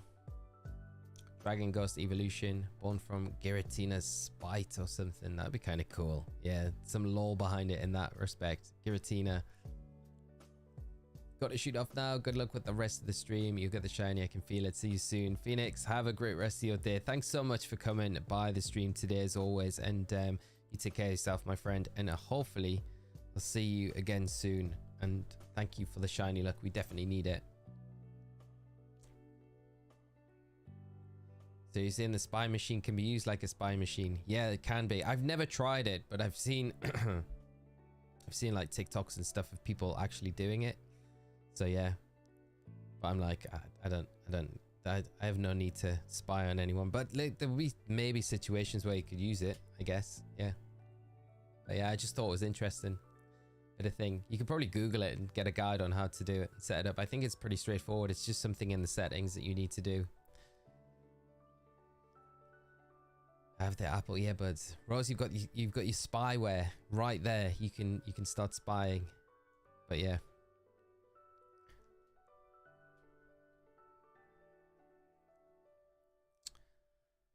Of course it'll be the Chikorita. It'll be Jolly Nature and all 5Es. Don't say that, Johnny. We want modest. If it's the Chikorita or the Cyndaquil. Modest. Or timid. Timid would be good. That's what we want. Did you all see Akira Toriyama, creator of Dragon Ball, passed away? Yeah, Ken, we were talking about it a little bit earlier on the stream. Super sad news. Very, very sad. I love Chikorita. Meganium deserves a Mega, but I think it will be Totodile that gets it. Mega Meganium needs to happen. We just need it to happen. Steelion, the steel type evolution, would have been a grey silver body with its fur as hard as steel. Do you think its steel would be like kind of Jolteon's? Because Jolteon's is kind of like a spiky fur, right? So I'd always imagine like a steel one to have that like spiky-ish fur as well. Be kind of cool. Could have like almost like needles that it fires out, like steel needles out of its fur. Cool idea. I like Steelion. Steelion, Pantheon, Drakion. Come on, Game Freak. We need these to happen.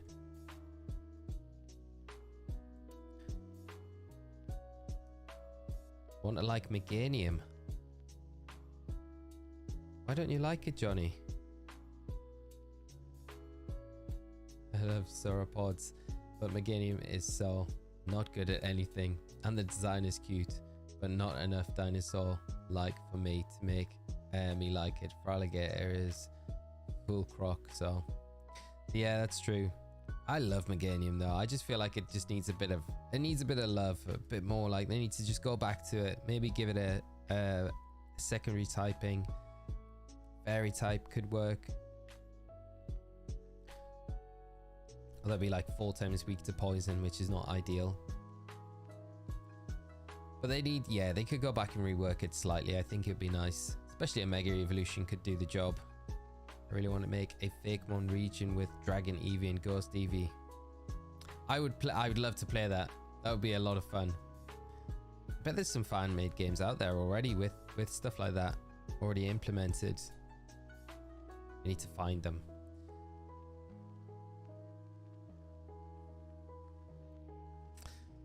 Meganium literally has Mega in its name. Let's write until they do it.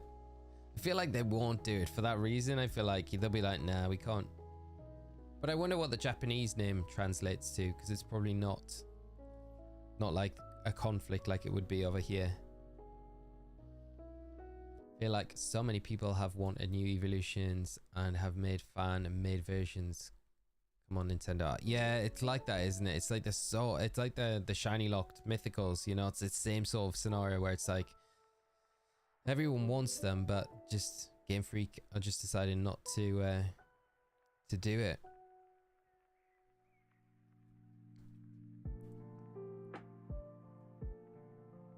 Workout complete, but no shiny. Dang. Hope it's soon. Get in. Hope the workout was good. No shiny just yet, no. Pokemon Vanguard has all the missing evolutions in it. Oh wow, Bulldog. Did not realize that.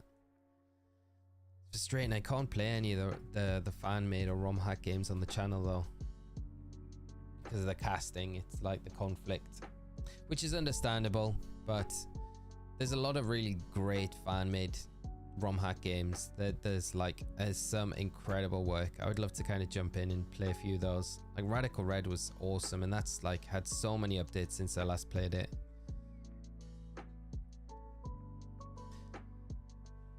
Plus new mons as well. Maybe they gave Meganium a regional evolution. That would make a lot of sense, I think, Muffin. Yeah, if it is one of the starters as well, I think that would make the most sense for them to do. And then they kind of got that like wriggle room where they could give it, like, rework some of its IVs or at least its base stats, and then give it a secondary type in. Maybe just a bit more work on the design of it, I guess, subtly.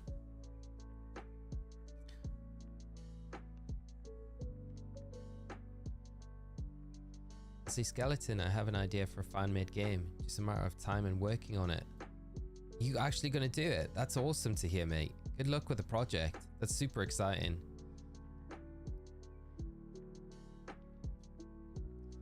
Rosa was that the Meganium was an attempt to give us pure set of Pokemon. Played it like that anyway. Yeah. It's not the best defensively.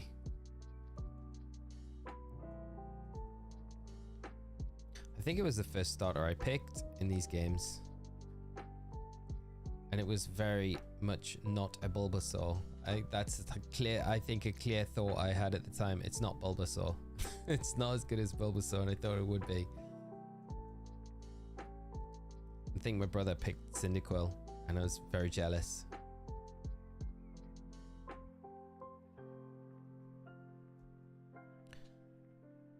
Whichever starters they have for the new Legends game, I feel they are for sure going to get regional evolution and probably a Mega as well.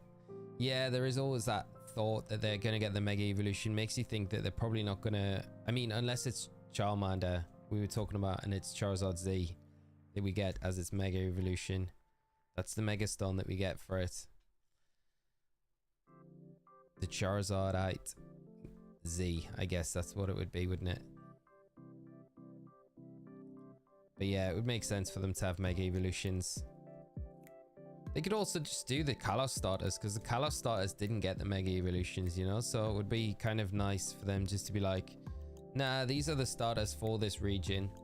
We only did it for Hisui, because Hisui wasn't Sinnoh yet. So, but Kalos is still going to be Kalos. So in a way, it would kind of like, it would make sense for them to still have the same starter set as we got on the original, like the X and Y games. But again, they might just change it up as well.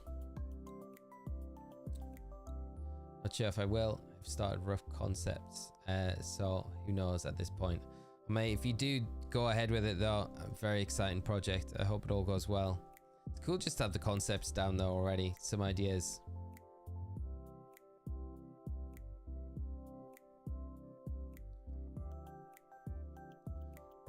David with the free shiny Litten Premier Ball My OT code from Outbreak, trade code in Scarlet and Violet, in-game name Dizzle. David, that's super kind of you, mate. Giving out a free shiny Litten. Mate, very kind indeed. And good luck to whoever picks it up. Super nice shiny. Make a grass fire. Oh, that would be cool. With flower petals looking like the sun. That would be awesome. Grass fire would be absolutely amazing. I would love to see something like that. Choose Little Gator, my first time playing when I was young. Nice. Probably the best choice. The Gator is just so good. Yeah, because they have X and Y Megazords. I wonder what Z would look like. Yeah. Kind of wild to think that that's what they could do as well. And my theory is we are going to be the original trainer who a Greninja of the past bonded with which inspired Ash Greninja in the future anime. That could be what happens, you know, because we do see in the anime the bond phenomenon is, there's only one reported incident of the bond phenomenon happening, and it's all the way from the past, and it's that there's never really a name given to it. The interesting thing is as well, if you go into what's the professor called? What's Clive's name in Scarlet and Violet? For the life of me, I can't remember his name. What's his name? Professor. I can't remember. All I'm thinking is Pseudo and Truro. Anyway, if you go into his house, there's a picture on his wall. Clavel, that's the one. Mike, thank you so much. Yeah, if you go into the house, Clavel's house, where you get your starters for in Scarlet and Violet, there's a portrait on the wall of what looks, it's like a really kind of what would you call it? It's like a concept art of Ash Greninja there, which is kind of weird because yeah, and even when you click into it, it talks about that kind of phenomenon. So it's kind of like, I don't know, is that a nod to maybe what's coming? Potentially.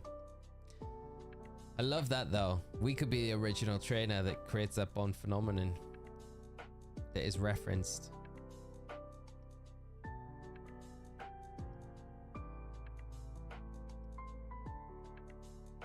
Try to give stuff away all the time. No one usually takes them. David, you're too kind, mate. You're too kind.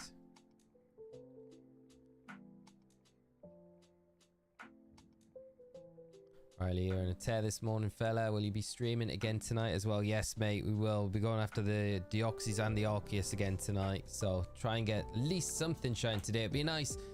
It'd be amazing. Like today would be a perfect day if we get a shiny from this and then we get one of the Deoxys or the Arceus later. That would be absolutely incredible. But I don't know how likely it is. At this point, I feel like as confident as I was coming into this today, I'm like, don't know. I just don't know if we're going to see the starter shine. Hopefully we see something shine today though. Let's see, Skeleton, thank you. Maybe I will make TikToks or videos or something to help motivate me. That's not a bad idea, especially if you've got the concepts there. You know, people love that sort of stuff. So yeah, go for it. Definitely. Share those concepts, ideas and things. My man, today is the day. Shiny Totodile. Also happy Friday. Solo, thank you so much. Happy Friday to you as well, my friend.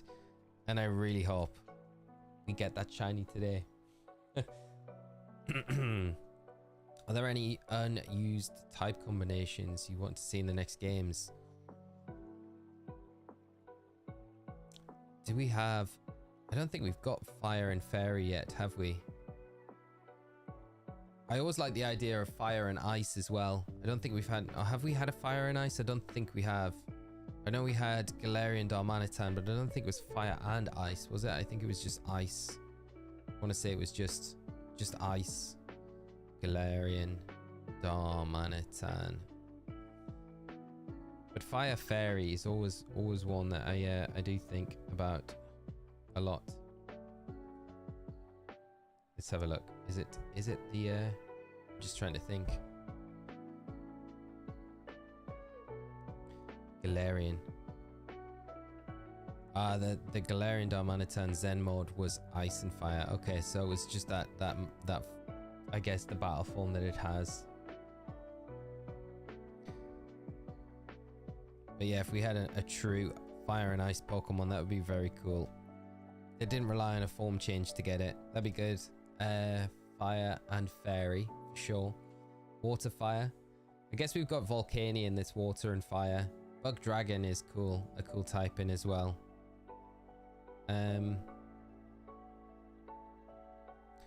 What else would be good? What else would be good? I feel like a lot of the dragon typings have been kind of done.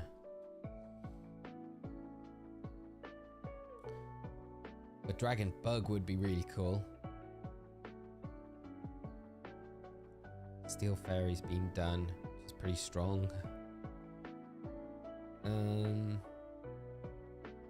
Steel Fire's been done. Have we had an electric fire type? I don't think we've had electric fire, have we?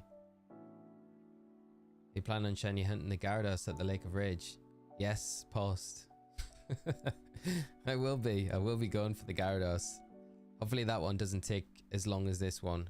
I feel pretty confident about that hunt. I think when we get to the Lake of Rage, we should be able to get the Gyarados, I reckon. Hopefully quite quickly. Rose, thank you so much for coming by the stream. Thanks for keeping me company while I got ready. Have a great day as well. And thank you so much for the good luck. You're guessing 1,224. I hope it is that number, but have a fantastic day, Rose. I'll hopefully catch you again soon, but take care of yourself if I don't see you, and have a great weekend. Rotom Oven. Oh, yeah. Yeah, we've got Rotom Oven. Yeah, of course we have. Yeah. I like Rotom, but we need like a fire electric with better stats. I guess with the levitate ability though, it is really quite strong, isn't it? Normal fighting. Yeah, because we've had fighting ghost, that's more shadow. Normal fighting. Yeah, we haven't had.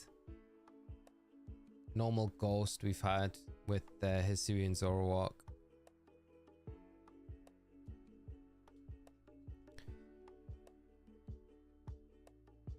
Yeah, I think fire and fairy's probably one of the only ones that I think would be really good.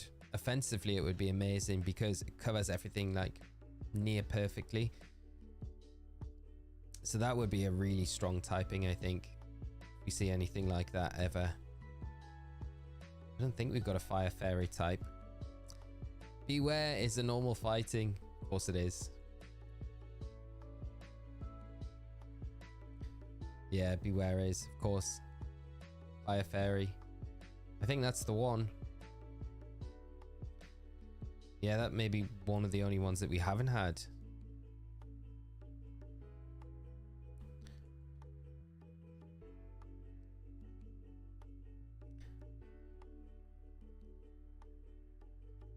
Typing on an iPad. No problem, mate. I know that feeling. It made sense though, Rich. Don't worry. Don't worry.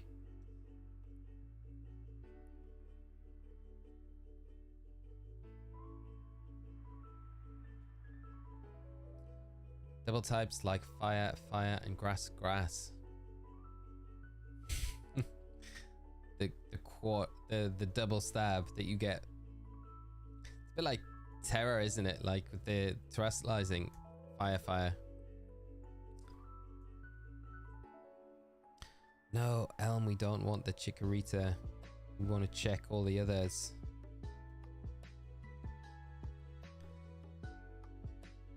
All about the grass type. The grass. Is there a normal bug? I don't think there is a normal bug. Bunnyman, how are you doing? I hope you're well. Have you ever completed the Nat Dex in Gen 4? I don't know. I don't know if we'll complete it. Probably not. I don't think. I'd have to boot into the game and have a look. Because my Pearl's my original, like the save file that I've got on my Pearl is my original game, which has got, I think we've maxed out the clock on it, so maybe, I'm not too sure though.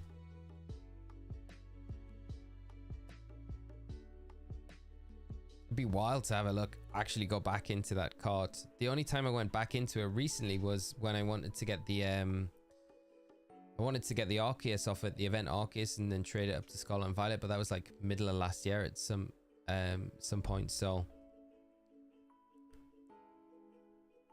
yeah, It'd be wild to like go back through it. How about you, mate? Have you did you complete the national decks in it?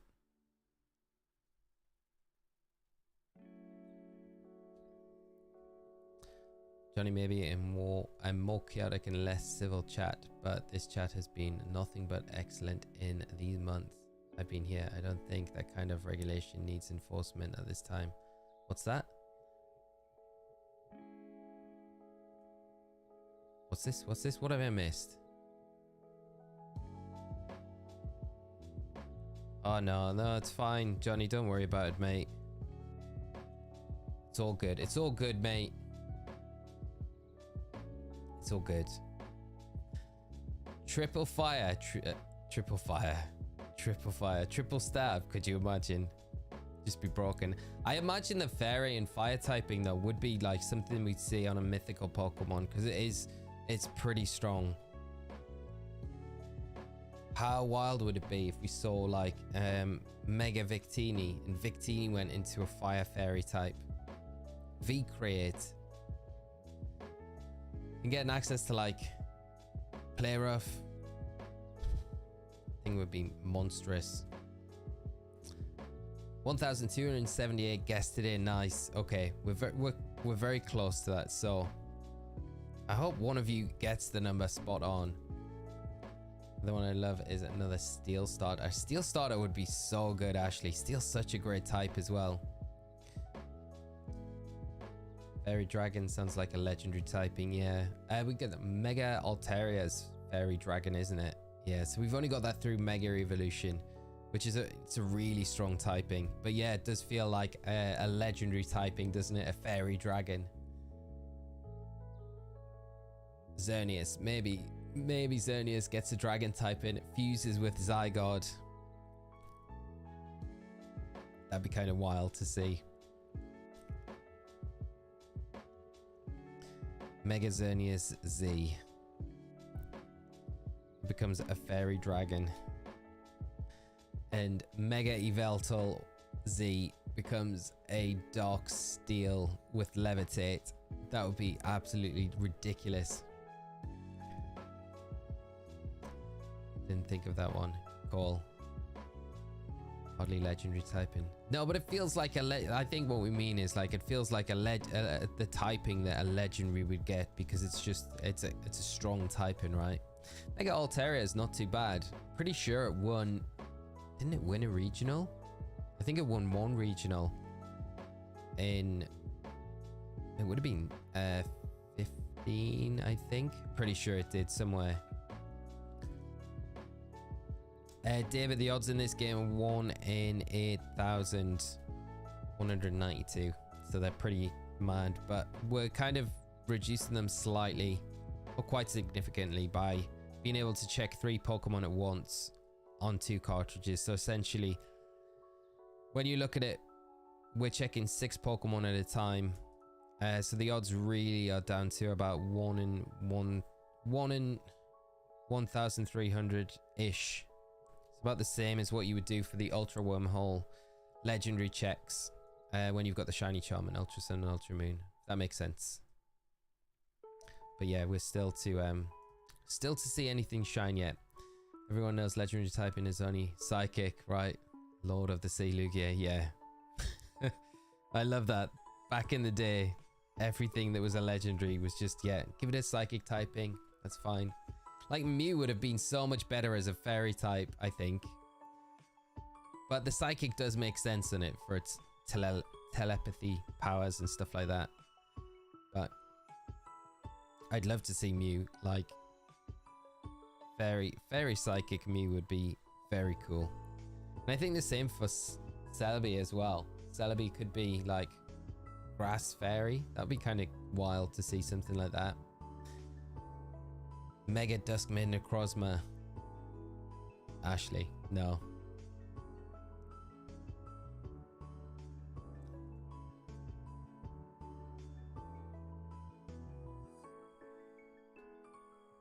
Altaria and Pogo Global Battle League has some really good play. Yeah, it's really strong in PvP, isn't it? Rashwan, you're very patient. Thank you, mate. I think we might still have a long way to go, but we just got to keep at it, and we'll get it. We'll see one of these pop up shiny eventually. Hopefully it's not too long away, but I hope you're having a great day, and thanks so much for joining the stream. Charles, HeartGold will be 1337, Soul Silver will be 1412. I like the elite.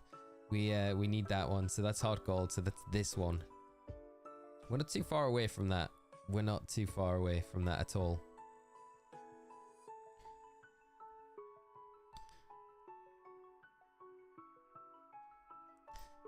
No again. The fact that Psyduck and Golduck never got Psychic type is travesty. It actually is a travesty, isn't it, Josh? Crazy that they never got it. Like, especially with how they were shown in the anime and their Pokédex entries as well. It's like they had to be Psychic. They would have been so good in earlier generations as well if they had that Psychic typing.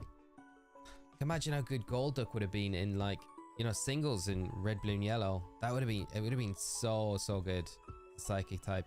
Psychic Water. So you saw what good Stormy was in those games. I feel like Golduck could have been even better.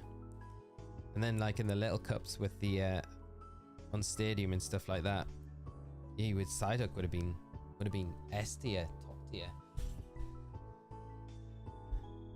Mega Duskman, the Crossman would get banned from VGC so fast, yeah, would be just be, yeah, not eligible at all. Isn't Celebi described as a fairy in the Pokédex in some kind of official capacity? That's interesting if it is. I can't remember off the top of my head, Riley. That does, like, ring a bell though. But yeah, it looks like a fairy as well. I mean, it lives in a forest.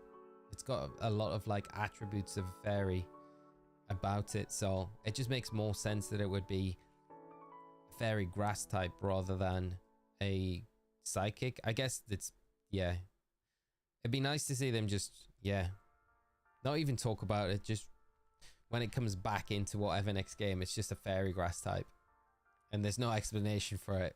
It's just changed, and anytime you port it into home now, it's just a fairy grass type. It doesn't, yeah, no word from Game Freak about it at all. Like they just slipped it in there and it's never talked about.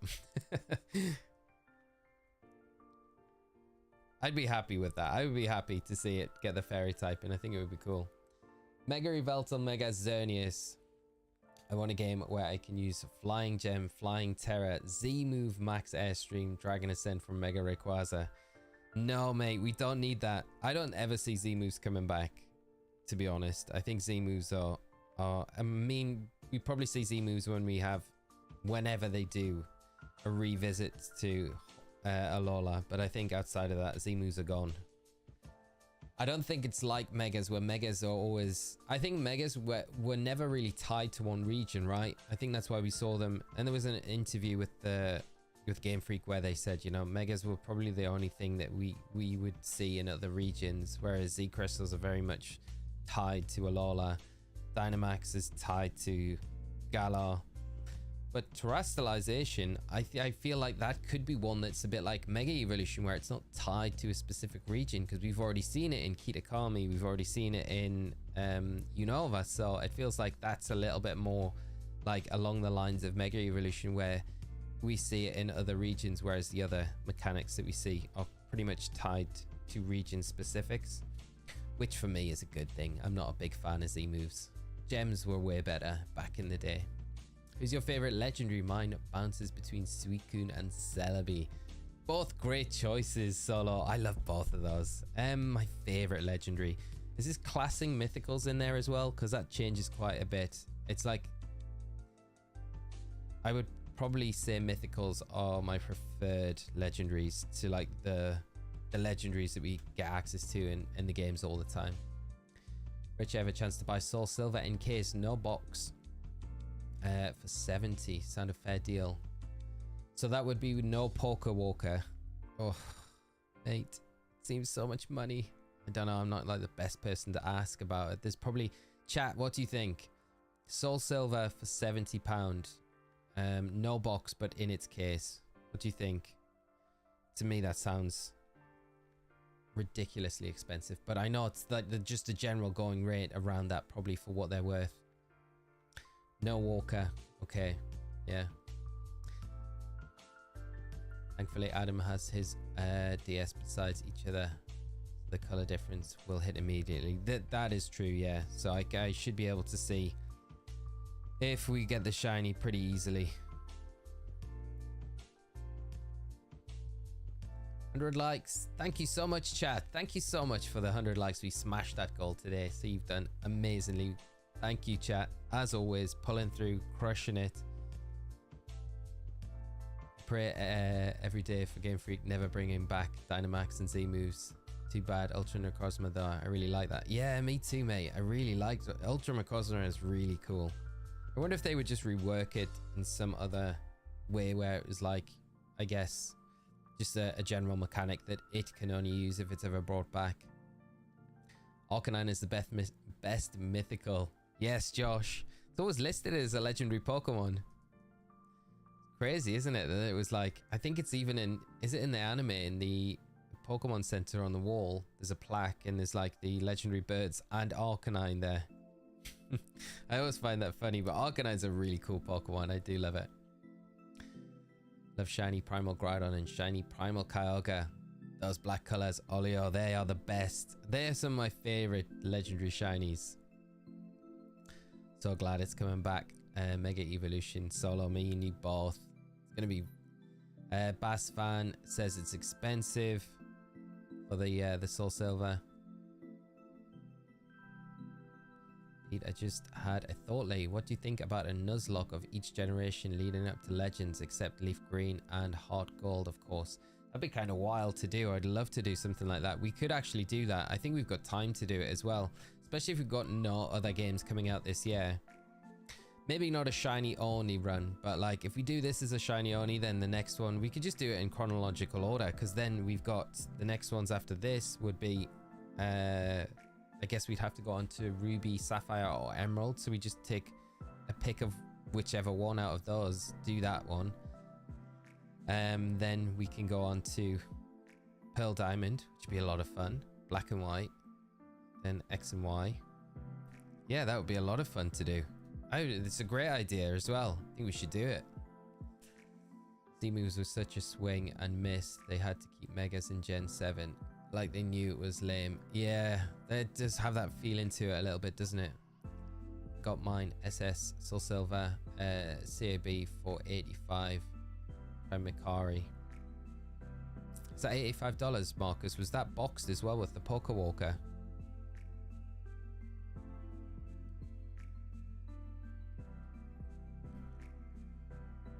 I'll hold off.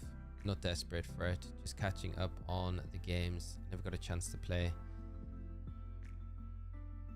70. Was this 70, Rich? Was it? Yeah, I don't know, mate. I just feel like it's a lot of money for like when you're not getting that. I don't know how much. How much is it generally with the Poké Walker in its box? Just don't want to be like, yeah, grab it. The thing is, like, you know, it's like stopping you kind of playing the games, which is annoying, but it's like at the same time don't want to just get you ripped off. I feel if it was 70 with the Poké Walker and the outer box, I feel like that would be all right. I think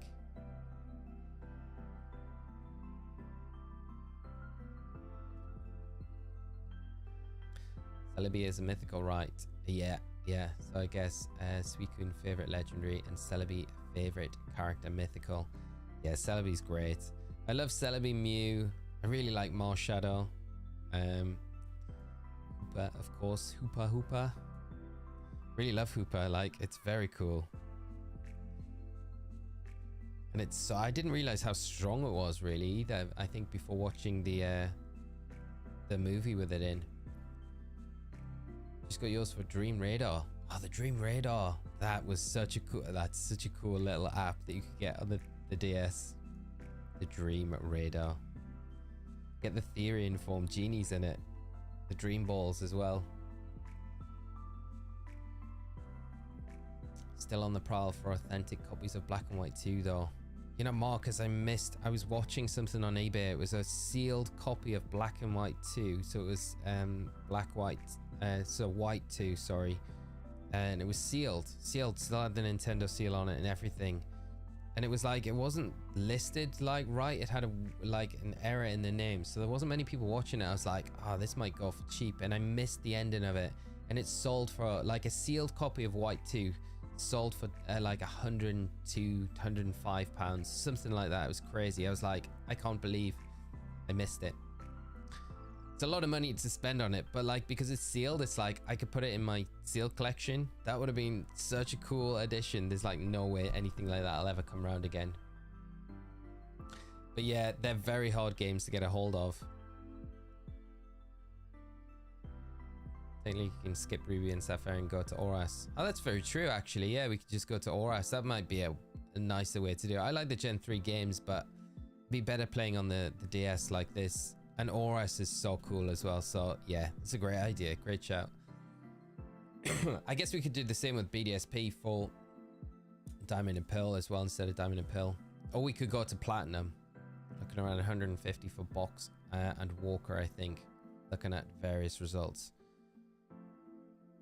So I guess then it might not be a bad deal, because really, if it's 150 for the Walker and the Box, then you're paying, what, £80 for a Pokemon Walker and a Box, which I think sounds absolutely ridiculous.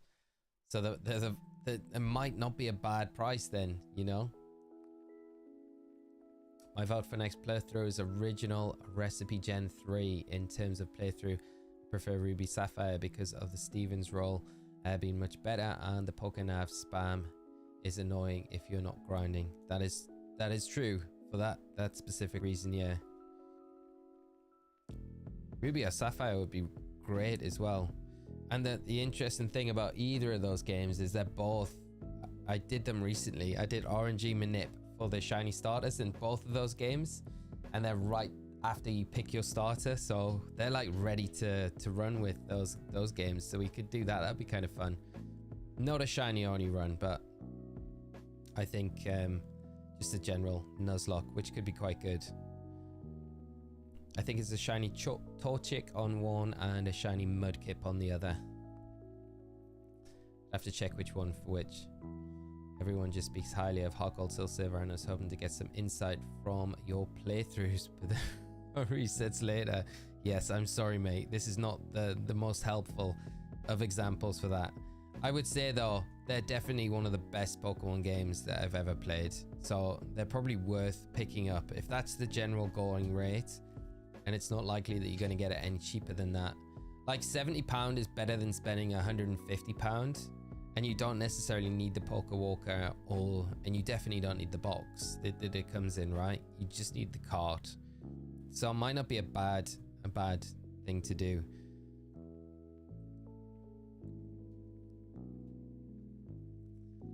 How long do you plan to do this hunt for? Oh, well, what do you mean today?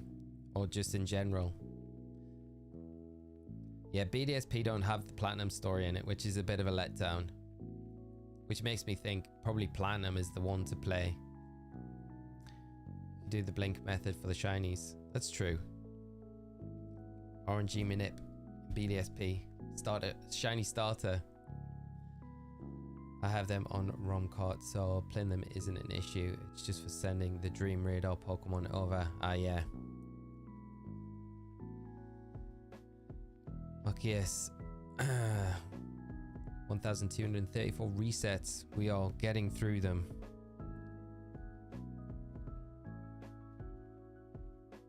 I saw someone selling a copy of White for 27. Sold quick. Wow. Yeah, that is super cheap for Pokemon White. I can imagine that just snapped up as soon as someone saw it. Original Ruby, Sapphire, Emerald are the best. Let me read the rest of that. Are the best Pokemon games ever, and I'm totally not biased or nostalgia blind. Well, Gen 3 is the best gen. Ruby, Sapphire, Emerald, Fire Red, Leaf Green, and Colosseum NXD is a crazy lineup of games. It is an absolutely mad lineup of games, isn't it? When you like list them all, it's like, wow, yeah. For one generation as well, it's kind of hard to beat that. I'll keep tabs over the next few months and see what they seem to go for. I'll get a little extra overtime in at work.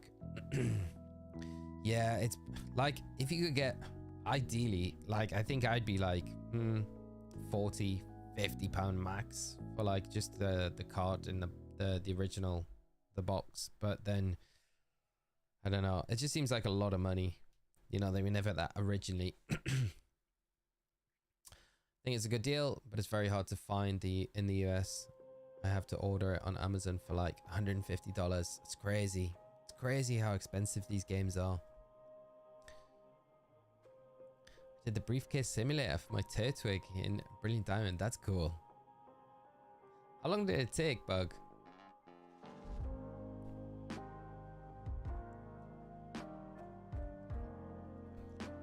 Gold, Soul Silver, Oras, Platinum, Black and White 2, ZA.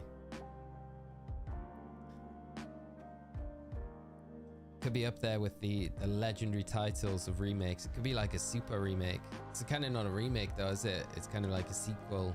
I guess Black and White 2 is more of a sequel as well, but it's still up there as one of the best. Sold a bundle of Pokemon Red, White, Y for 100 at the start of COVID, and then checked what the individual ones went for and was gutted. Yeah, Josh, that is actually gutting, mate. Ugh. Like, Y is still easy to pick up, but White, and I think Red's not too difficult to pick up either, but White is incredibly hard to pick up. That is painful, Josh. I hope if you go back to pick any of them up in future, mate, you get them nice and get them back for around the same or a bit lower.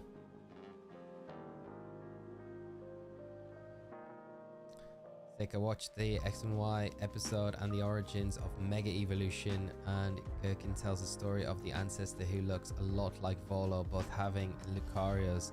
That's really interesting, isn't it? That whole thing.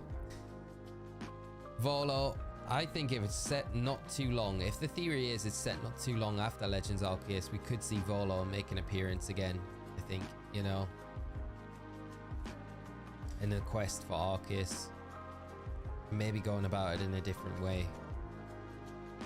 because Volo feels like the sort of character that would know about Hoopa as well. If Hoopa was to play a role and there was some sort of chaos to be caused, I feel like Volo would go after Hoopa and be that trainer that would maybe use it to be the kind of, like, I don't know, I just can't see Volo being, you know, the surprise bad guy at the end of this next game like it was in PLA. It was because it would be obvious the whole way through. I think they'd throw a different twist on it this time around, but it would be nice to see Volo come back. A nice catch, Sick. That's a really good catch.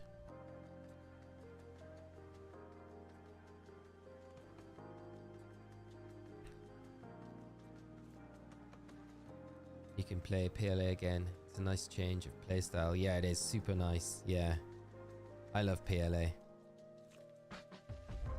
Is there like a Nuzlocke rule set for PLA? I haven't even looked at that at all. I'm not even too sure.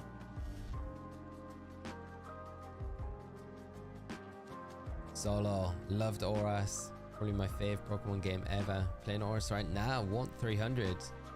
I hope you're enjoying the playthrough, mate. Or just playing it, whichever. I hope you're enjoying it though. The great games though. It's definitely up there with HeartGold, Soul Silver. Played all except Black and White, and my favorites are Crystal, Emerald, Platinum, Sword and Shield, and Legends Arceus. It's such a good selection of games. Crystal's a great game. Platinum, Emerald, they're like the classics, the top tier ones. Sword and Shield, really nice to hear that you enjoyed Sword and Shield as well. What were your thoughts on Scarlet and Violet, Charles? I think just perfecting the full research task is hard enough. Yeah, that's crazy, yeah. Getting 10 on everything.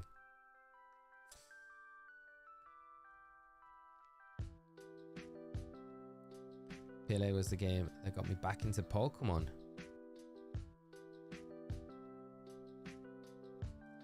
They're missing out on since Crystal. Amazing game. Gets me excited for Legends EA next year. That's awesome. I love those stories where, like, you know, we get these like new games you haven't played since like one of the other classics in Crystal. That's awesome. And you enjoyed it as well. But yeah, Legends was just such a unique game. I really love the Looker to come back. A time traveler subplot would be great, especially after the nothing burger that was his washing ashore in Oras without memories and nothing else happened. Yeah, it'd be nice because the Looker isn't Looker's office headquarters investigation place based in Lumios? So that could be like the, you know, Looker's descendants, I guess, or ancestors would be the ones kind of maybe setting up the investigation agency. Be kind of cool. It'd be even cooler if it was Looker himself, time traveling. He was there trying to investigate.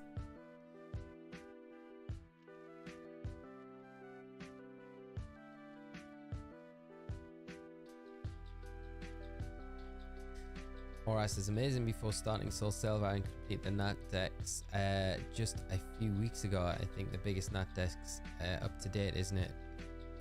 And Oras, yeah, it probably would. Yeah, it will be. Yeah,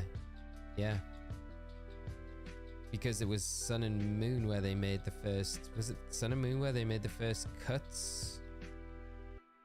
Pretty sure it was Sun and Moon, wasn't it? I think not everything was included. Was it after Sun and Moon? Was it Sword and Shield where they did the first cuts?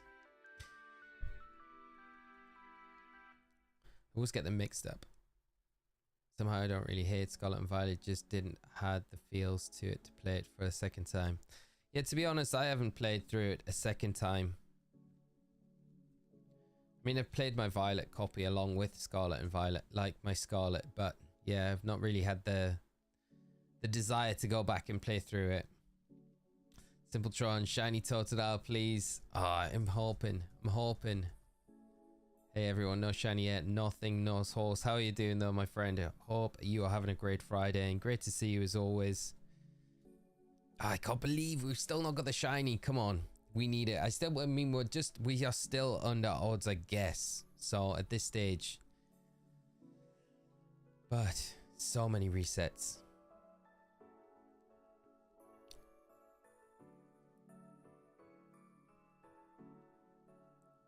Let's speed up these resets, try and fly through some more. Yes, Lucas' office was in the Lumia City. I can't stress enough how much potential they had in their hands, and they need to bring him back in PLZA. It would be great to see him come back as the kind of one of the main characters that you work with to solve whatever issues are going on or investigate, you know. Gen 8 is the first time they removed national decks. Gen 8. Okay, so it was Sword and Shield. Oh, but Sun and Moon didn't really have a national dex, did it? Because it was kind of weird, the Pokedex in Sun and Moon. So I guess Oras was the last national dex that we got that was like... Yeah, because Ultra Sun and Moon... Yeah, it didn't have a national dex, but you could get the Pokemon in those games, which was weird. So there is an episode in X and Y where they time travel at abandoned hotel. Where do they go on the time travel? Sick. I need to go back and watch those. Been playing since '98 in Australia. Still have my original red, gold, silver, crystal, ruby, and play every mainline game since. Just felt it was too harsh on black and white when it came out. So nostalgia sick for it. That's awesome to hear, Ashley. Can you remember, Ashley, you probably remember, like, I don't know how old you were at the time, but the first World Championships ever was in Sydney, Australia. That was crazy. And it was singles on Pokemon Stadium. Talked about it before, but it's crazy. I'd love the World Championships to go back to Sydney. I think it'd be amazing.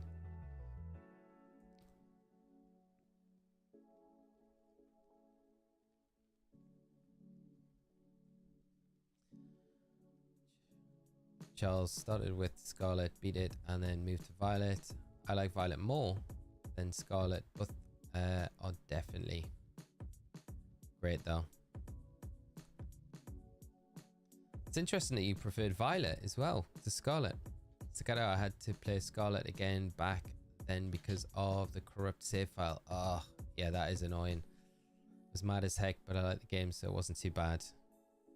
That is brutal though, mate. Personally, I don't see the reason to replay it. Unlike Sword and Shield, I played second time for Keldeo to be in a Resolute form, and the other Reggie and the horse. Yeah, they're nice reasons to kind of play through the other version as well, just for those version exclusives.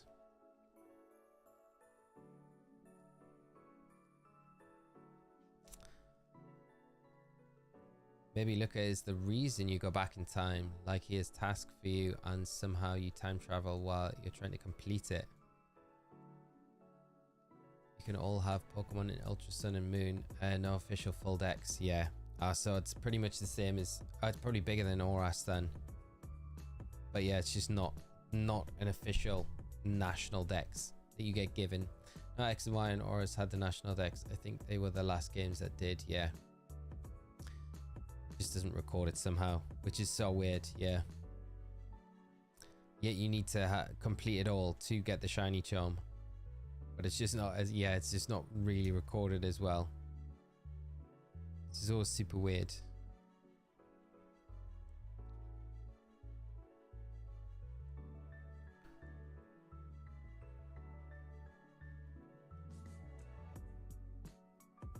So you might remember we had the Olympics that year too. Wow, so that was like a really big year as well.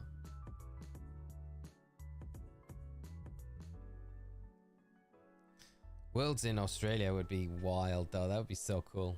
I played RBY too much. I skipped GS, then played Ruby, Sapphire, Emerald, HeartGold, Soul Silver too much. Skipped Pearl, Diamond, and Platinum. Black and White 2. Jumped back in for X and Y.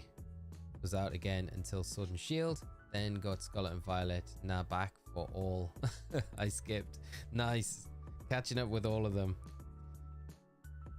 I wonder if any of them that you skipped you'll be like, okay, this is like my new favorite, and then be like, I wish I never skipped it. But then you might not have liked it as much as you do now, you know, going back to play it. Sick. Sword and Shield are my best Pokemon games. Yeah, Sword and Shield are really nice games. I feel like they got a bad rap at the time, but they were really good games. I feel like it'll be the same with Scarlet and Violet. I think Scarlet and Violet gets a bad rap right now, but I think looking back, it's going to be one of the most loved Pokemon games that we've ever had, you know?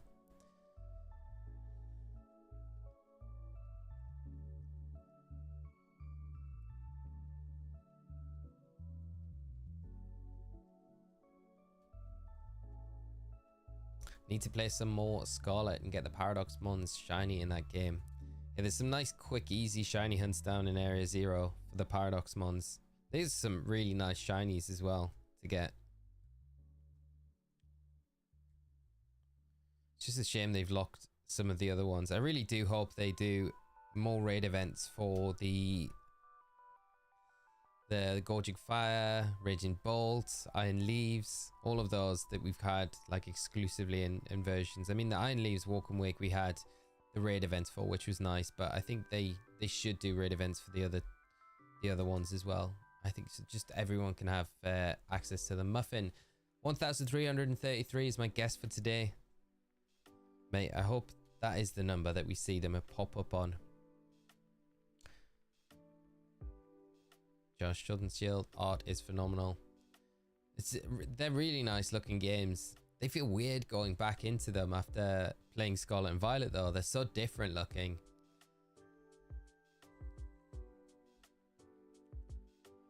Oh, come on games. Just give us a shiny. I just want to start playing these great games. I know getting to play Y now after all these years never playing it is a good time. Yeah, that's great. That is true. Especially when you have these like down times between releases and stuff like that. If you've got those older games that you haven't played, it's always good to jump back in, pick them up so you can experience them. think not having all Pokemon in each game makes sense. Just it did not go down well when they made the change. Yeah, I think it was taken really badly, but I don't mind it, you know. I think it's also not a bad thing, because it's nice, because you kind of like get like those Pokemon maybe that you didn't have like so much affection for or like too much, but then when they're not in the games for a long time, you're like, it's kind of cool. I'm looking forward to being able to like play that Pokemon when it's reintroduced in next generation or the next Pokemon game. So I think it's kind of nice to do that. That's it. How are we doing? Good morning to you. I hope you're having a fantastic start to your Friday. So it's more, or there is more of Scarlet and Violet could have been way better. Yeah, I agree. I think some of Scarlet and Violet could have been better, but I think overall the games are really well done and the story's really good, I think, throughout. Because I don't think Sword and Shield have much replay value, but maybe that's just me. Look back at them fondly because during its time I had a lot of fun breeding, battling on the ladder, but now, yeah, I had a lot of fond memories of those games. But I don't have the desire just yet to be like, I want to go back and play them. Like, I still don't feel like that with Sun and Moon quite yet. It just hasn't been long enough. But with X and Y, I'm like, it's been such a long time since I played X and Y. I'm like, they kind of like feel like that will be a fun game to jump back into. Dive back into the stories and things.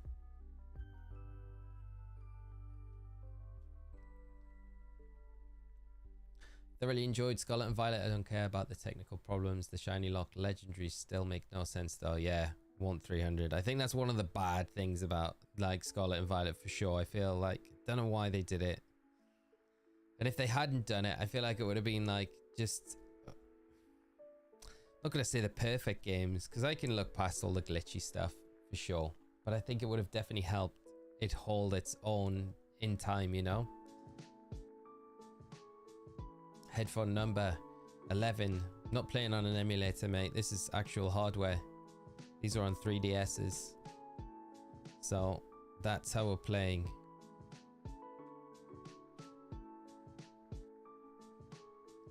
Right here, my friend. 2 of them. Capture cards. So yeah, it's a bit of a juggle doing the resets. But hopefully we'll get the shiny soon and we can just jump onto one. We've only got 2 just because it hopefully is meant to cut down the time for us getting a shiny, which hasn't happened just yet. I think I only had 1 or 2 glitches, but nothing game breaking. I enjoyed the games a lot. Yeah, there was not really, I mean, I think there was more issues with the raid events, wasn't there? And the glitches, the duplication glitches, there's only really been like 2 incidences and they were patched pretty quickly. So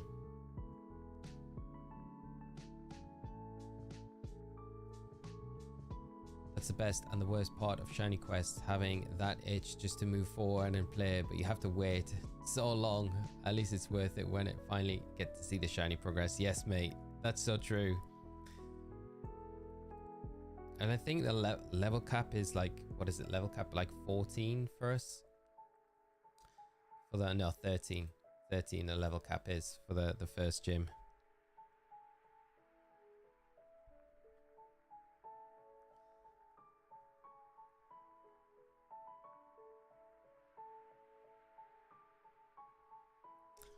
I get the invisible Miraidon glitch a bunch, don't care. I've not had anything, like, touch wood, not had anything major happen in the games. I think the last thing I had was after, the funniest thing was on stream when the teal mask dropped and we were shiny hunting for Sinistra, and I loaded back into the game. My character was just falling through the floor, like continually falling through the floor and then reappearing on the map and falling through. It's such a funny glitch. I've never had anything like that ever happen before, and since then and nothing's happened. So, but yeah, that was such a weird glitch. Yeah, Ollie, I definitely agree with you. Yeah, it would just like, people would still be playing Scarlet and Violet right now, I think, if the legendaries were available to shiny hunt. Like, they didn't need to give them like any increased odds. Maybe just increase the odds with the shiny charm, but that's about it. That's all they needed to do. I think Scarlet and Violet have the highest replayability of any Pokemon game. An open map from basically the start, having cool challenges and difficult spikes make it super easy to start all over again. Yeah, it's kind of fun, like, and you've got the option as well to kind of play the story in like whatever order you want, you know, which I kind of like about that. It's just the open world style to it is a lot of fun. And you don't even necessarily need to play the game. You can just go in, just start catching Pokemon after the start, you know, and you can go shiny hunt, whatever. There's a gazillion things you can do in Scarlet and Violet. Jonathan, yeah, we're getting close now. 1,343. Name it Archer. Jonathan, if we get it on that number or thereabouts, it will be called Archer, whichever one it ends up being.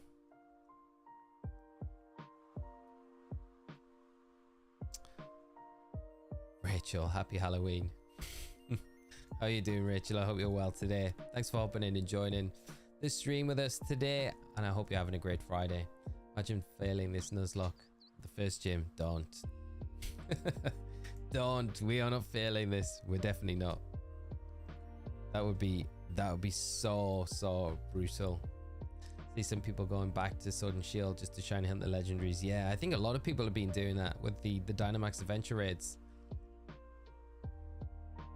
They would just released a gift shiny box legendaries, then it would make forgive the lackluster direct. Lol. I need shiny Koraidon in my life. Yes. I wonder, well, I feel like, you know, it's weird. Like Johnny mentioned it before, they've kind of leaked a poster about what the next regulation rule set will be in competitive, which looks like it's going to be legendary Pokemon.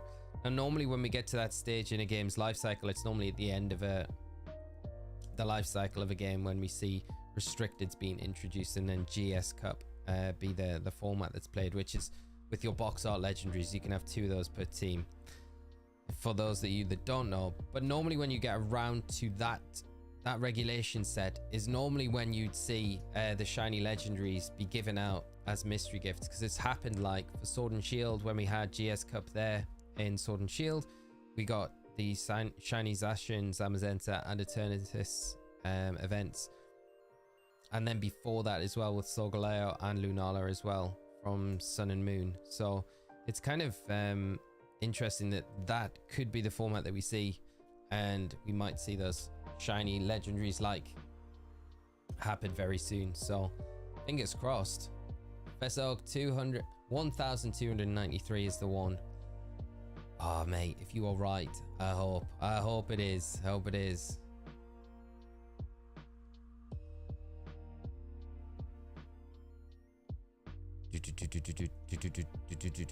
Rachel, so what are you talking about? That people aren't still playing it because I'm still playing it and so many other people?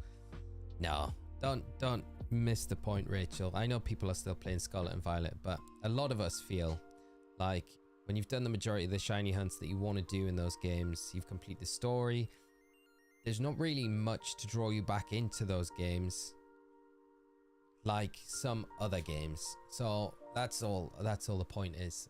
And if they just, yeah, you're coming in at the shiny legendary talk again, but if they hadn't shiny locked the legendaries, people would be still playing in there. Just replying to a comment that we were talking about a little bit earlier on, but it is true. But everyone to their own, right? Everyone has their own things that they're doing. Scarlet and Violet, there's a lot of people I know are doing, mention it all the time, that they're completing a shiny live index. That's cool, and you're doing that in Scarlet and Violet. I just feel like other than the Terror Raid events, there isn't really a pull to bring you into Scarlet and Violet right now to keep you coming back to the games to play it, because it's just, it feels like everything's kind of been done with those games. Whereas if we'd had access to those, then it would have been, there would have been a bit more playability or longevity, I guess, to them, you know. But which ones do you think are really going to be strong in VG? What for GS Cup, Josh? I think Koraidon and Miraidon are going to be really strong. I really do. I think Koraidon has problems with its typing. Its typing's not great. Like defensively, fighting Dragon feels a little bit bad, but I think offensively it's very strong, and you always got to remember that you got Terastallization to kind of complement that as well. So Terastallization with Koraidon, because it brings the sun, right? I think it's very good. And you know, I think the one thing that you would say is Kyogre's always going to be very good, right? Kyogre's very scary proposition, like water Terastallization with Water Spout, when you got Tailwind support for it, there's not going to be much even resisted stuff that can, like, you know, give that a run for its money or be able to survive the Water Spout. So I think Kyogre is going to be very good. I think Groudon will be very good as well. Groudon's almost like a pseudo primal Groudon because now it can terrestrialize into the fire type, which really benefits from the sun. So I do think those four in general will be really good. But Miraidon is like such a good counter to Kyogre. It's so much better than like Zekrom. I think when Zekrom landed, we're like, oh wow, we've got this perfect Kyogre counter where it hit for physical damage and we didn't really have a good physical electric type attack at the time, and it didn't really have any speed advantage or anything like that over Kyogre. So it was like, it was really difficult with the speed ties between the two. And yeah, Kyogre could still kind of do so much damage to Zekrom, but I think Miraidon's built a little bit differently. It's got better stats than Zekrom and it's faster. So I think for those reasons, especially with the electric terrain that it brings, yeah, I think Miraidon's going to make life very difficult for Kyogre. But we might see like dual primals, not dual primals, but like that similar theme between Kyogre Groudon teams might be quite a prevalent thing that we see players utilize. But yeah, kind of hard to look outside of those four right away, but there's so many good options, right? There's so many good legendaries.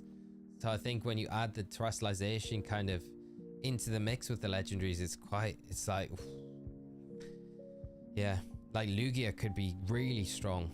You know, Lugia gets access to loads of moves. I think terrestrialization, especially with multi-scale, could be really good. So I think it'll be really diverse. I think it'll be more like what the JS Cup was like in 2013 to what we've ever had with any other JS Cup before, which was pretty diverse.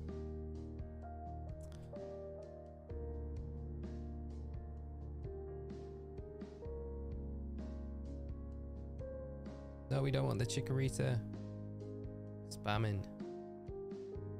Right, there we go. Okay, we're good.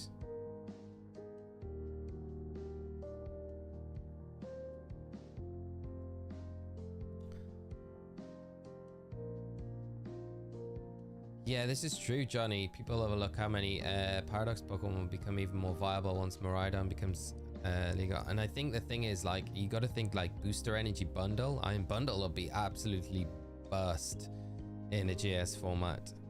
It's going to be so strong. Like, and it gives Kyogre such a hard time as well, you know? Bundle is going to be a menace. Yes, Riley. Now we've seen past Paradox with Photosynthesis activate. Yeah, we haven't really had that electric train. Still shiny hunting Chen Pao. Keep plugging away, Professor. You'll get it eventually. Sure, it'll sparkle one day. Pumped for Miraidon, especially next to Assault Vest, Iron Hands, but any other future Paradox monsters. I think it's going to be good.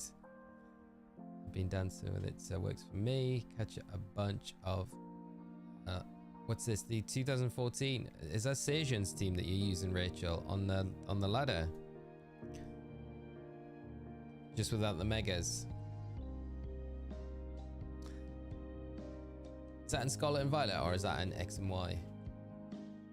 I want the two Paradox Beast form from Scarlet, but whenever I venture to that area in the Union Circle and they're not there, I'd need the Scarlet DLC purchase to access them. I think you can't get the opposite ones, mate. I think you can only get them. You can't get them from a Union Circle. So those ones are version exclusive. So you can only pick those up. Like if you've got Violet, you can only get the Violet exclusives in Violet if you're in Scarlet. So you can't get the opposite version to each other, if that makes sense. Bug, thank you so much, mate, for coming by the stream today. It's great being hanging out with you, and thank you so much for the shiny luck. Need it. I had the jacket on yesterday. I thought yesterday would have been the jacket's day, but it kind of let us down. So I was like, I'll give the jacket a break today. It's not working. It's lost a little bit of its magic. Should have read your comment, Johnny. Stealing ideas. Part of the reason I wish Tapu was back is for Coco's terrain for the future Paradox. Yeah, Coco would have been so good for supporting those Pokemon. I think maybe a reason why we didn't see the Tapus a little bit maybe come back Been so good though, wouldn't it? Federic, almost at odds. Almost there, mate. What was it? Like 333-ish. 1,333. Around that number.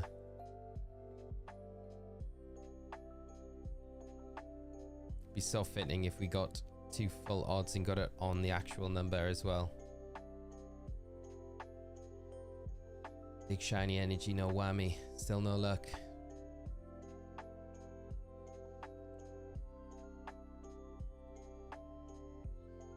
What would be a gimmick you'd want to see based on what would make competitive amazing?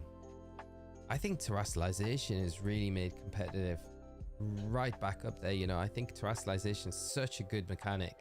Or if one of the ones already introduced is amazing in your eyes, what would you want to persist in competitive? I would say terrestrialization would be the one. I did like megas. I really did like megas a lot. I think megas were really good. So I wouldn't be sad if we saw megas come back, but terrestrialization is really good. It's a really balanced sorry, it's a really balanced mechanic in an open team sheet environment. I think you need open team sheet to make it balanced, because it's messy when you have like closed team sheet best of one, like we see on in the global challenge. But it can still work, right? But there is always that surprise factor. But we've always had that in every other format where we haven't had closed team sheets, open team sheets, I should say. So megas, terrestrialization, I would say are the two. What I really want to see, and it's been kind of mentioned by a few people, but I would love to see fusions as a gimmick in future games. I think fusion, like evolution, would be really cool, but I don't know how they would do it. And I feel like it would be locked to only a set amount of Pokemon maybe as well, where it's nice to be able to have the mechanic available for everything. But I think it would be wild to be able to like fuse 2 Pokemon together and like have like a mega form of 2 Pokemon, like the best attributes and like an incredible, like, yeah, it'd be really fun. Like I said, I don't know how they would do it, but it feels like it could be something they still could do. Ashley, thank you so much for sticking around, mate. It's been awesome hanging out with you, and thanks for coming and supporting the stream today. You go get some good rest, mate. You definitely deserve it, and I'll hopefully catch you on another stream very soon. And if I don't catch up with you, mate, have a great weekend. But once again, thanks for coming by, mate, and you take care of yourself. Rest up well. Professor Oak, it didn't happen. Xander, how are we doing today? I hope you're good. Thanks for hopping in and joining the stream. Trying to do the Glade build. How do I get Mystical Fire Team in Violet? So you need to, it's an egg move, so you would need to have it out. The best thing I would do is check all your boxes for something that's already got it. If you've been playing the game for a while, hopefully you've got something in your boxes with it. Fluttermane learns it at level 49. And I can't think off the top of my head what else learns it, but there are a few Pokemon that do learn it. So once you find a Pokemon with it, just delete a move from the Glade, give it a Mirror Herb item to hold, and then put the Pokemon with the Mystical Fire in your party with Glade. Just those two, set up a picnic, and the move will be transferred across to the Glade. So, in a nutshell, but let me know if you need any help.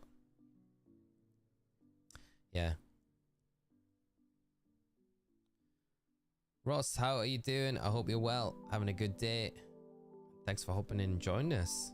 Hopefully you come in at the right time when we're about to get a shiny. Bulldog Armarouge. Armarouge, nice. Okay, brilliant.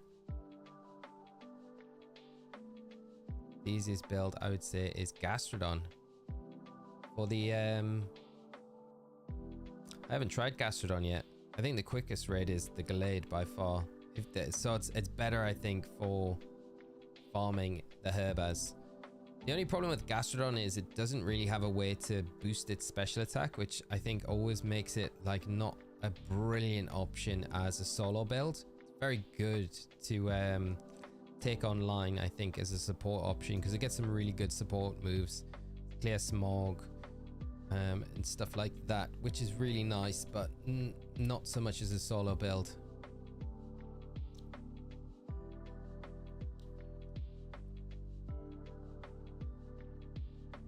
Got it. Xander, awesome, mate.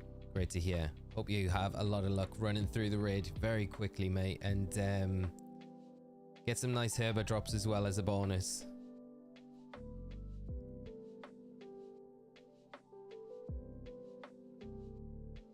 Gonna just wait until the last day of Blastoise. Can someone tell me when it is? And just keep farming Venu with the 100% Goodra. The last day of the Blastoise is gonna be Tuesday. So Tuesday night. UTC. So it's like Wednesday midnight. Like Tuesday midnight, really. Before it ticks over into Wednesday is when the Charizard raid goes live. So you've got a few days, Riley, before that happens. What's the special attack? It's not really needed to boost when you need. Well, Rachel, the basic idea behind like doing a raid solo is that you really to do the damage quickly on a Pokemon, to run through it as quick as possible to KO it. You're gonna need to boost the special attack of your Pokemon. It doesn't really matter which Pokemon you're using, because you're gonna need to use something to boost your attack to do more damage. And generally normally the best raids are ones that lower their defense on the opposing, the raid boss, and you boost your attack, so you're stacking those like damage outputs. Generally Pokemon that can't do those things are pretty slow in the raid, so Gastrodon being a great example of that. Like, it's good because of the Storm Drain, right? And it will get a boost to its special attack every now and again, but Blastoise isn't going to sit, even the AI won't sit and just spam Hydro Pump over and over again until you get to +6, right? And because you haven't got that damage output, Blastoise is a great example because it starts with the shield. So your damage output, even if you're hitting super effective damage, even after you Terastallize, you're going to be doing like chip amounts of damage, which normally you would want to be just cutting through it really quickly. So yeah. The Storm Drain, Hydro Pump with Rain is up. I use Solo Gastro, David, Metronome, Earth Power. If you have Life Dew partner every time. Is that online though, David? See, because there's a big difference. There's a big difference doing it online to solo, I feel, because you've got so many more support options online, you know, with actual builds and stuff like that. Like I don't know, I'm not saying it's a bad build at all. I just wouldn't ever be like, I wouldn't build Gastrodon to do a solo raid in Scarlet and Violet, just for the fact that you can't like get those aggregates like with the boosts and stuff. But that's just me personally. I'm not saying it's bad, and it obviously works because you guys are using it to good success. I just think I like, when I go into a raid, I want to do it as quick as I can and effectively as I can. So I don't know, I guess it depends on how you look at the raid. That's the only singles browser Game Freak doesn't support or care about it. My man, VGC all the way. Sad. I would like singles. I would love that to be a singles tour, you know? I'd love singles to be a thing. Like, I think it would. I think, you know, there's lots of singles players, but yeah, doubles is the chosen format. Mr. Baz, I agree. Don't vote for his recent ban in OU. Usually Acid Spray Pokemon are recommended. Yeah, Acid Spray Olio is the one of the best. There's very few and far between like options that you get for, especially when it's like a steel type, you're kind of not in a great place. You've got Apple Acid, I guess, that you can use as another alternative. There's a few moves that do lower the defenses, hit through the shield. Kidding, I legit thought you'd have one by now. 1,300 is crazy. Yeah, we're nearly at the odds of what we should be hitting really for these shinies, and it's mad. I can't believe we're not seeing it. Maybe it is going to be into next week before we actually start these playthroughs, which is crazy. Be worth it though when we eventually get one. I think I'll trust each. Muffin.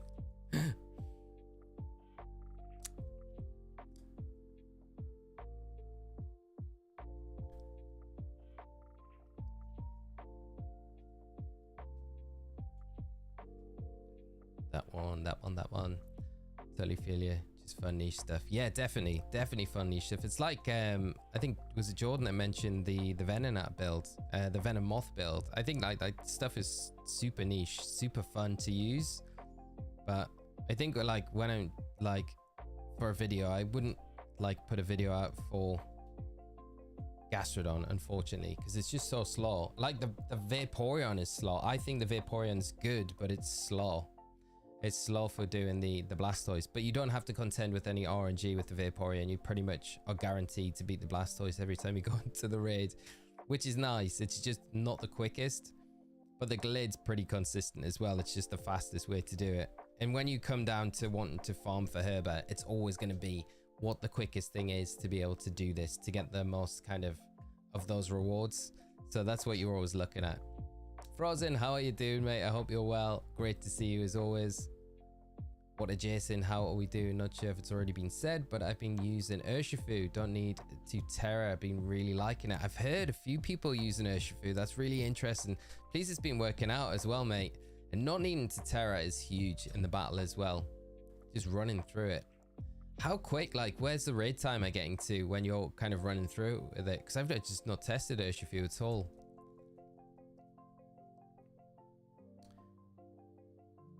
You can run with full Berserkers too, yeah.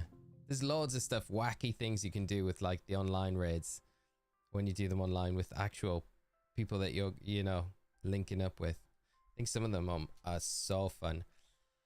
There's a Japanese player as well, Super Pistol. He generally always has a way to solo the raids, like one-shotting the raids very early on. And he's done it again. He did it with the Venusaur, did it with the Blastoise, but it relies on a lot of RNG. So they're not the most reliable strategies, but they're a lot of fun to watch. And yeah, seeing the Blastoise like drop from the shield all the way down, it's like, what? I can't remember which Pokemon did it with either. Which Pokemon did he do it? I think it might have been Iron Hands. Was it Iron Hands? I can't remember. I'd have to have a look.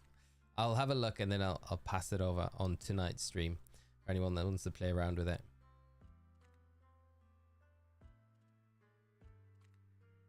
Gastrodon with the metronome item and a few cheers can do pretty well against the right mon.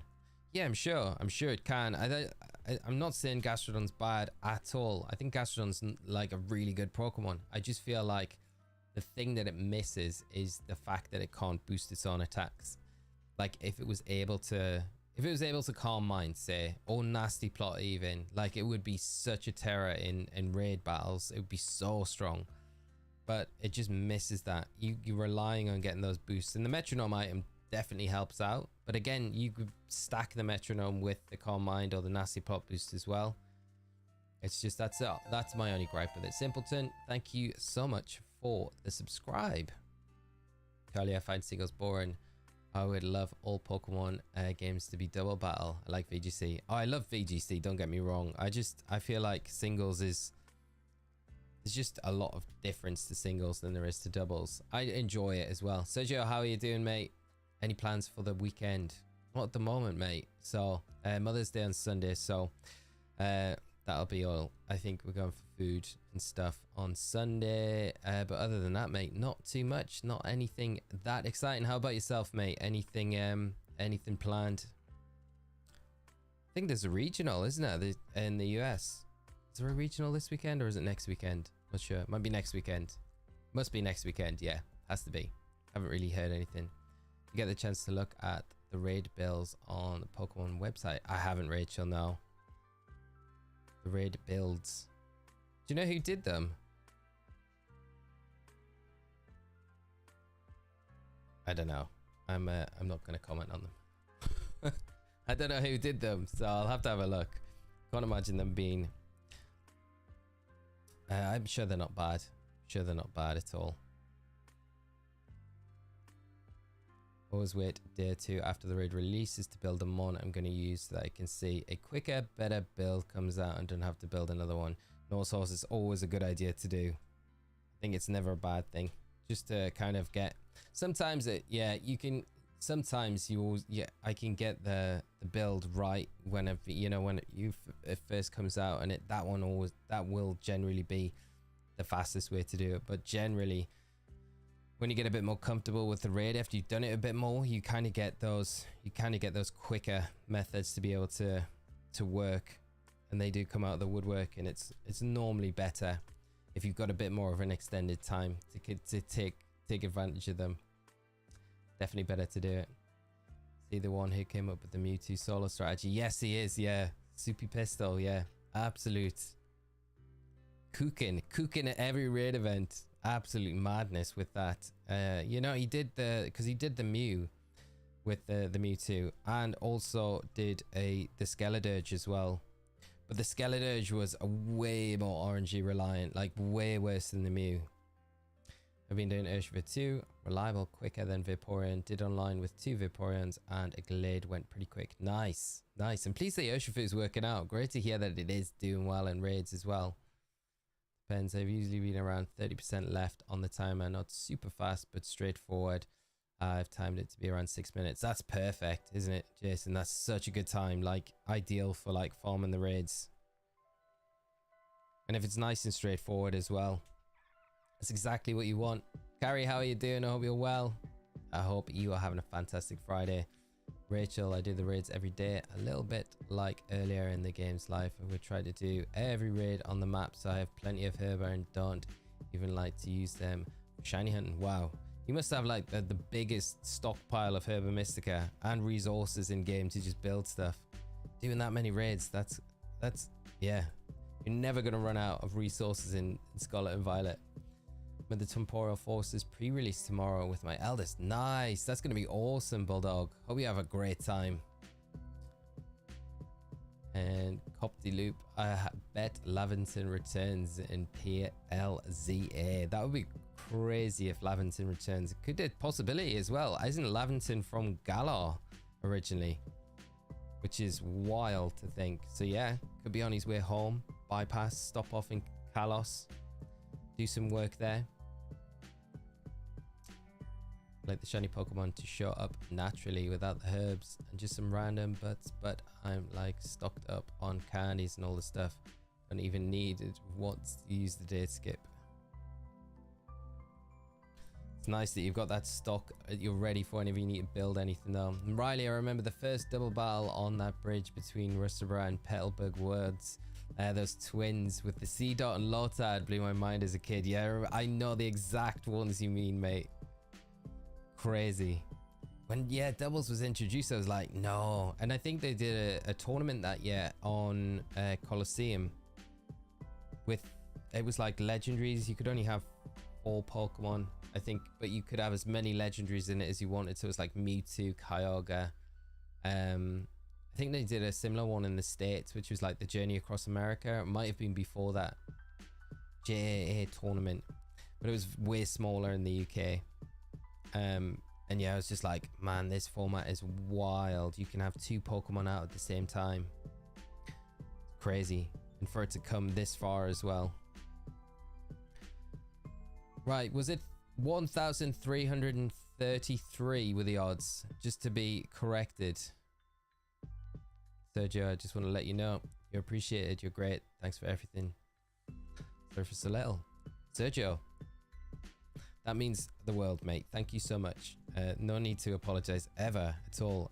Thanks for coming by and supporting the streams like everyone else, you know. Really appreciate each and every one of you. And you're all awesome. But I think that's it. I think we've hit it. Oh no, 366. Okay. Ah, dang. Riley got my hopes up there for a minute. I was like, we've done it. We got to the odds. We haven't. Okay. Muffin, 1,333 was my guess. So this is your guess. Crazy if you get it on this one. Nope. Nope. Wish you could use BP to spawn certain raids just so you can spawn Blissey raids to get all the XP candies. That would be crazy, wouldn't it? That'd be so good. Hopefully the Blissey raids will return soon, because I think what they would tend to do is like have the new 7-star Terror raid have the first weekend with it running by itself, and then when it returned they have the Blissey raids running alongside it. So feels like we're kind of overdue a Blissey raid. Maybe with the Charizard we get the Blissey raid because it's been done before, so it's like the you know, returning time the Charizard's coming back around. So might be. Wish you could I'm still sitting at 1,547 resets. 9,280 seen. Sorry, pal. That's fine, mate. I'll take it. It's under 2,000 resets. We'll take that, Riley. We're not too far off that now, really, are we? We aren't. We're nearly there. Crazy. Crazy amount of resets.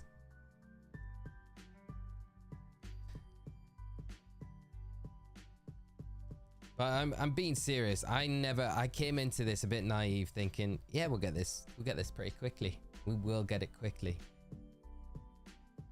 David, I just noticed you have 120 sweet Herba Mystica. That's insane. Wish I had that amount of Herba Mystica.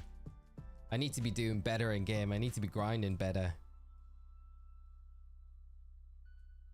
I think I've got like 12. So, pathetic number. Jonathan, almost there. 1,343. Professor Oak, my guess is 1,343. Okay, hopefully it is that one. There we go. There's the 1337.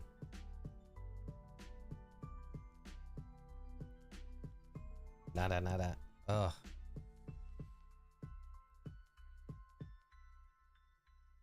What's worse than shiny hunting this starter is having to wait 90 plus days in the Safari Zone for Gibble to show up, or 110 plus days for Bagon to show up. Yeah, that is pretty brutal. 110 days for the Bagon. Is there no way to like manipulate the time to make that just kind of skip through days with the date or anything? No way to manipulate that. You just have to genuinely wait.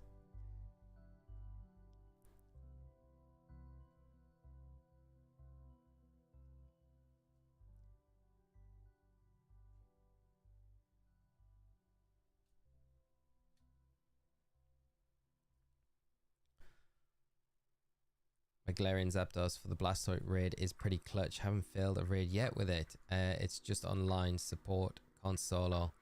I was just trying things out for normal. I do like the Galarian Zapdos. The Thunderous Kick is such a unique move. Being able to lure the defensive Pokemon through the shield, so much value in that.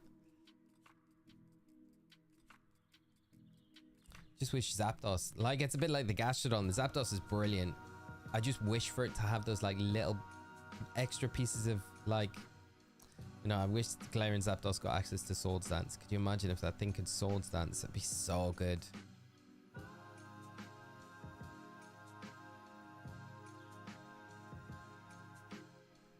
Nothing. But nice to hear it's been working out for you, mate.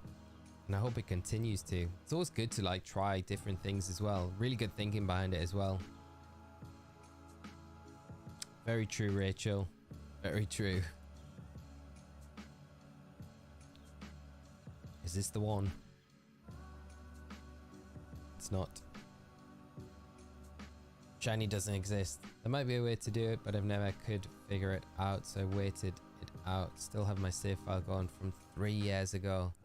I can get any Safari Zone Pokemon now. I have a Shelgon last night. That's amazing. Mate, fair play to like for waiting it out as well. It's so worth it, like when you get to that point and you've got access to everything. I think we'll have to do Safari Zone week this year on the channel. It's a little way off, but I think it would be a lot of fun to do. About 7,000 left to go. Yeah, you're probably right. Hopefully not though, mate. That would be brutal. 7,000.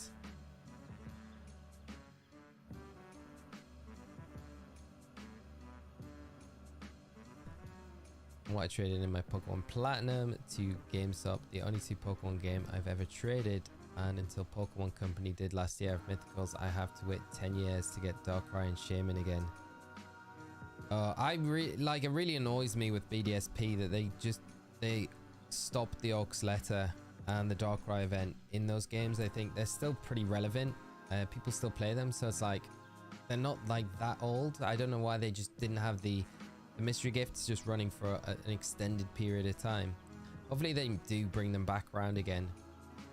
Happiest I finally found a use for the Zapdos lol. Thought he was dead Pokemon. Zapdos is great though. Yeah, it's so nice because the Thunderous Kick is great. So strong. And against certain raids, it's like, it's super, super good. It's always definitely one to keep in mind, I think. Like, that is my dedication and patience with Pokemon. It's good to have it, Rachel. I think you need it sometimes. Mine's being tested at the moment. It's alright. It's Safari Week. I'm so keen to see it myself as well. It'll be the first time going for it, and I'll be making a video for it. Nice, Riley. Probably be doing the same myself, mate. See if we can get anything. The team is kind of crazy for HeartGold Soul Silver. It includes Garchomp, Metagross, Latias. All of them I caught in game. Didn't transfer trade from another game. That's super nice, mate. A super strong team as well, especially for these games. All the best Pokemon. It's like just the whole meta back then when we played in these games. Garchomp, Metagross, Latios. March 25th. He finally gets his shiny Chikorita. Man, that's so far away. Don't say that, Muffin. I think we'll go to full odds today, for sure.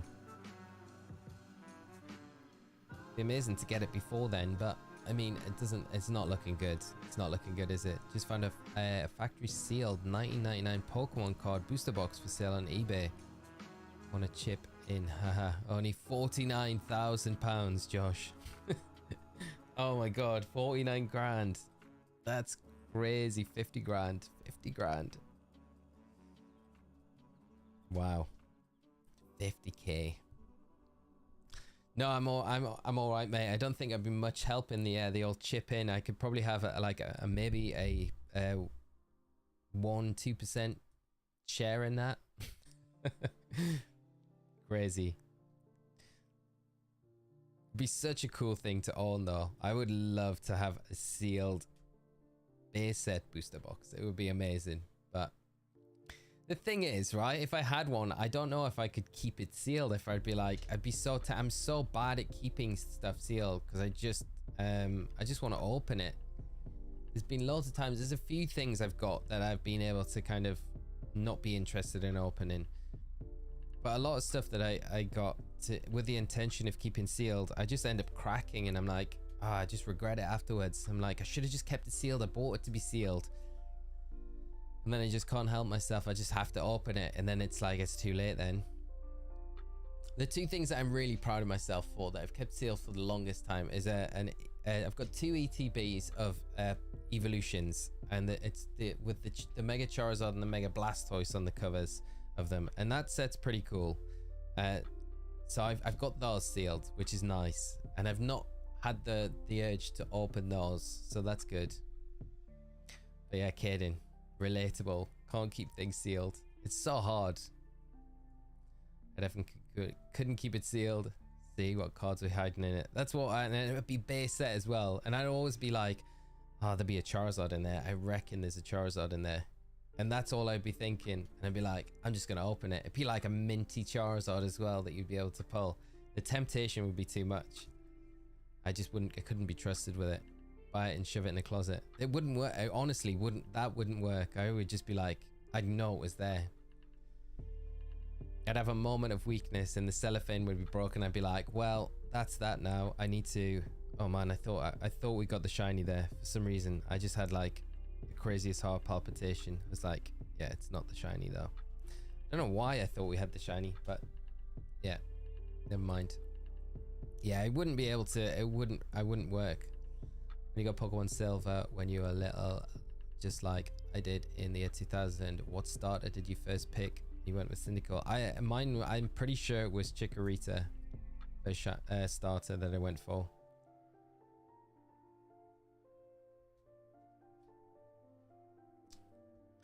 I remember being 8 years old, getting a pack of Pokemon cards for my birthday, and I pulled a Holo Alakazam. So awesome.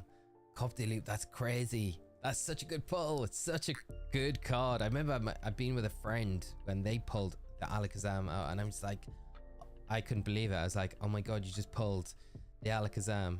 I was with my brother when he pulled a Charizard from the base set. And I was like, no way. But we don't know where the Charizard ever went. Both of us are like, where is that Charizard? Somewhere, my parents. Somewhere. But yeah. Crazy, crazy. Like, you never, like, those moments are just amazing. I remember getting a Blastoise, which is pretty cool. But I never pulled the Charizard from base set myself. But I mean, I didn't really open too many packs either when I was younger. Buy it and tell your brother to hide it from you. That's true, but I can't afford it at the same time, Professor Oak. I don't have 50k to like chuck onto some card. I wish I did. It'd be nice. But I also at the same time, if I had a spare 50k like that, I'm sure there's a lot more like better things I could do with it. You know, than buying Pokemon cards. As nice as it would be, there would be some good I could put that money towards. Mod, how are you doing, mate? I hope you're well. Every now and then I take a look at Japanese Eevee Heroes booster boxes and tempted to open it. Oh, you've got an Eevee Heroes, a Japanese one as well, Mart. Oh, yeah, I'd be all of that. I don't know if I could keep that sealed, you know. That would be too tempting. A while ago, I bought some, talking about Eevee Heroes, I bought a couple of Korean Eevee Heroes boosters. And I was like, they're kind of cheap to buy. And I was like, I bought one to open and I bought two to keep sealed. Yeah, they're all open. And yeah, I got some nice pulls from them. Nothing amazing. I didn't get an alt art or anything like that. But yeah, I wish I kept them sealed. So I'm just not the guy to ask to look after sealed products. The heart jumps. Riley, literally that's what happened. I thought I had the shiny. I had that like little moment. I was like, ah, such disappointment. I thought we had it. I thought we had it. Never mind. Nearly.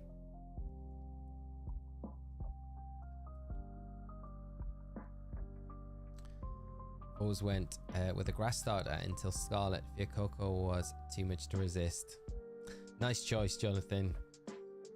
I did go with Sprigatito this time around in Scarlet and Violet. No regrets either. I love it. It's such a good starter.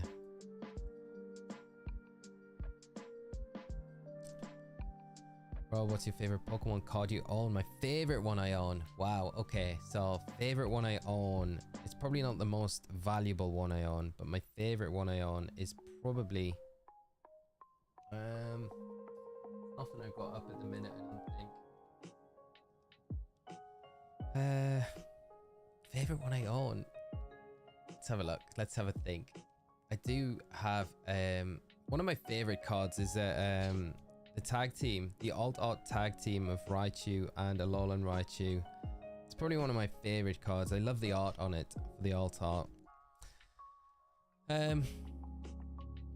Some of the older T-Tar cards are nice as well. Like I always like the the original Tyranitar card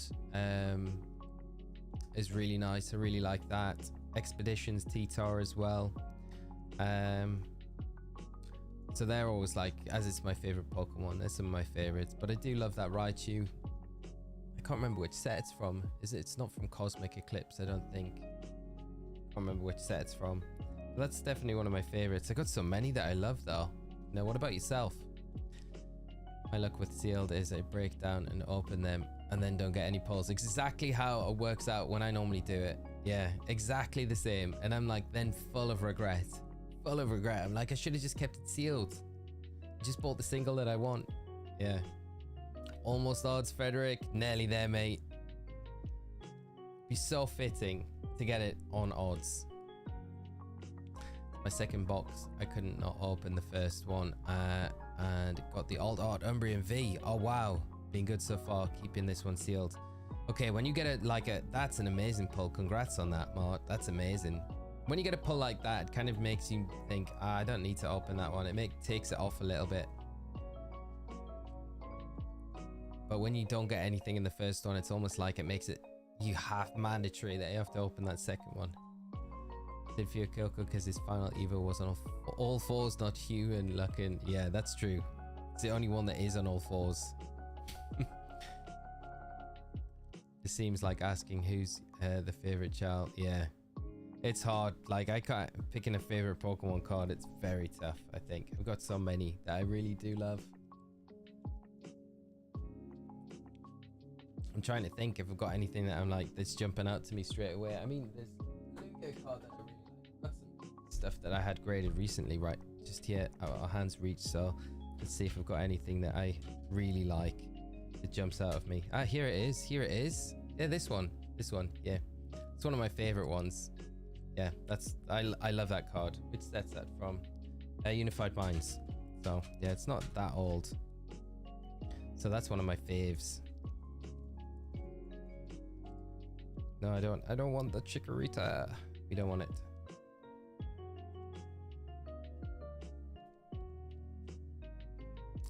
Then Dark Tyranitar's nice as well. That's a nice one. It's always a nice one. That's from Neo Destiny, so that's a nicey. Then new. This one's one of my faves of all time. This one from Lost Thunder. This is one I love this card. I love the artwork of the Lugia GX as well, so that's a nice one. Professor Oak, thank you so much for coming by, mate, and have a great rest of your day, and I will give you a shout. Let me know when you're free though, mate, and yeah, we'll sort that out. This one's one of my faves as well, the Mimikyu. I love Mimikyu, so that one's definitely a favorite of mine. Sorry, just pulling these cards up because they're just like literally arm's reach away. Yeah, so that's pretty much all from there. But at least I got to show you the Raichu card. I've been hitting the gym, walking at least 8k steps and hitting the weights, man. I'm exhausted, but down 8 pounds. Sergio, that's amazing to hear, mate. Congrats on the grind, dude. I've been trying to do that myself, mate. So hopefully see some similar results to what you're doing. That's awesome, though. Always like the Ancient Mew card. Ancient Mew card's very nice, isn't it? Super nice card. It's a classic. It's like so good. I have a PSA Gem 10 Melmetal. It's easily my favorite card. Jonathan, that's super nice. My favorite is the stained glass window. Oh, the art. Yeah. The promo from Hidden Fates. Such a nice card. Yeah, that is a beautiful card. I love that. You can transfer to Scarlet and Violet. No, but Sergio, keep up the great work, my friend. Keep that motivation going. Steinthal, how are you doing, mate? I hope you're well. And offer some shiny luck, but still grinding for Regieleki, so I presume I have none. Mate, I hope you get it. I hope you get it soon. Well, we've gone past odds now, so from this point on, it's anyone's game. Here's odds. There it goes. Scam game, never lucky. Brutal. Right, I think, friends, it's around that time. We'll call it for today. We got to odds like we wanted to, but I'm just sorry we haven't seen anything shine. It's sad. I thought we would definitely. I thought coming into today, I was confident that we would see something shine, but we are yet to see anything shine. You'll get it before Reggie. We'll do this last one. Take us to the 7T. Hopefully next time. But we'll be back on Monday for sure to continue this one. We'll be back later on today with the Deoxys hunt. Let's do one cheeky one while we wrap up. And hopefully we'll be doing that and the Arceus hunt. So if you're around for that later, friends, it'd be great to see you there. Maybe we get a bit more luck with those hunts than we have done for these ones, but we'll keep chipping away at them. We'll not give up. We got to be persistent with it. I knew this run wasn't going to be easy, and we're not off to the easiest of starts. So hopefully we'll get a bit more luck next week with this one. And thank you all for coming out to the stream today. It's been awesome hanging out with you all. And thank you all for crushing that like goal as well. Absolutely crushed it today. So you guys have done an amazing job, and thank you so much for helping and supporting the channel. It's so much appreciated. Can we get it with this last one? Right. And then I will not do any more after that. Okay, no. There we go. 1,372 resets so far. Olio, have a great weekend, my friend. Your stream will be at midnight. Yeah, okay, mate. Thank you so much for coming by today, and I will hopefully catch you next week. So friends, thanks again. I will see you all later. Take care of yourselves. thank you again for being such an awesome chat throughout the stream. And I'll see those of you that are around later for the Deoxys hunt. So hopefully, fingers crossed for that one. Take care, friends. Bye-bye.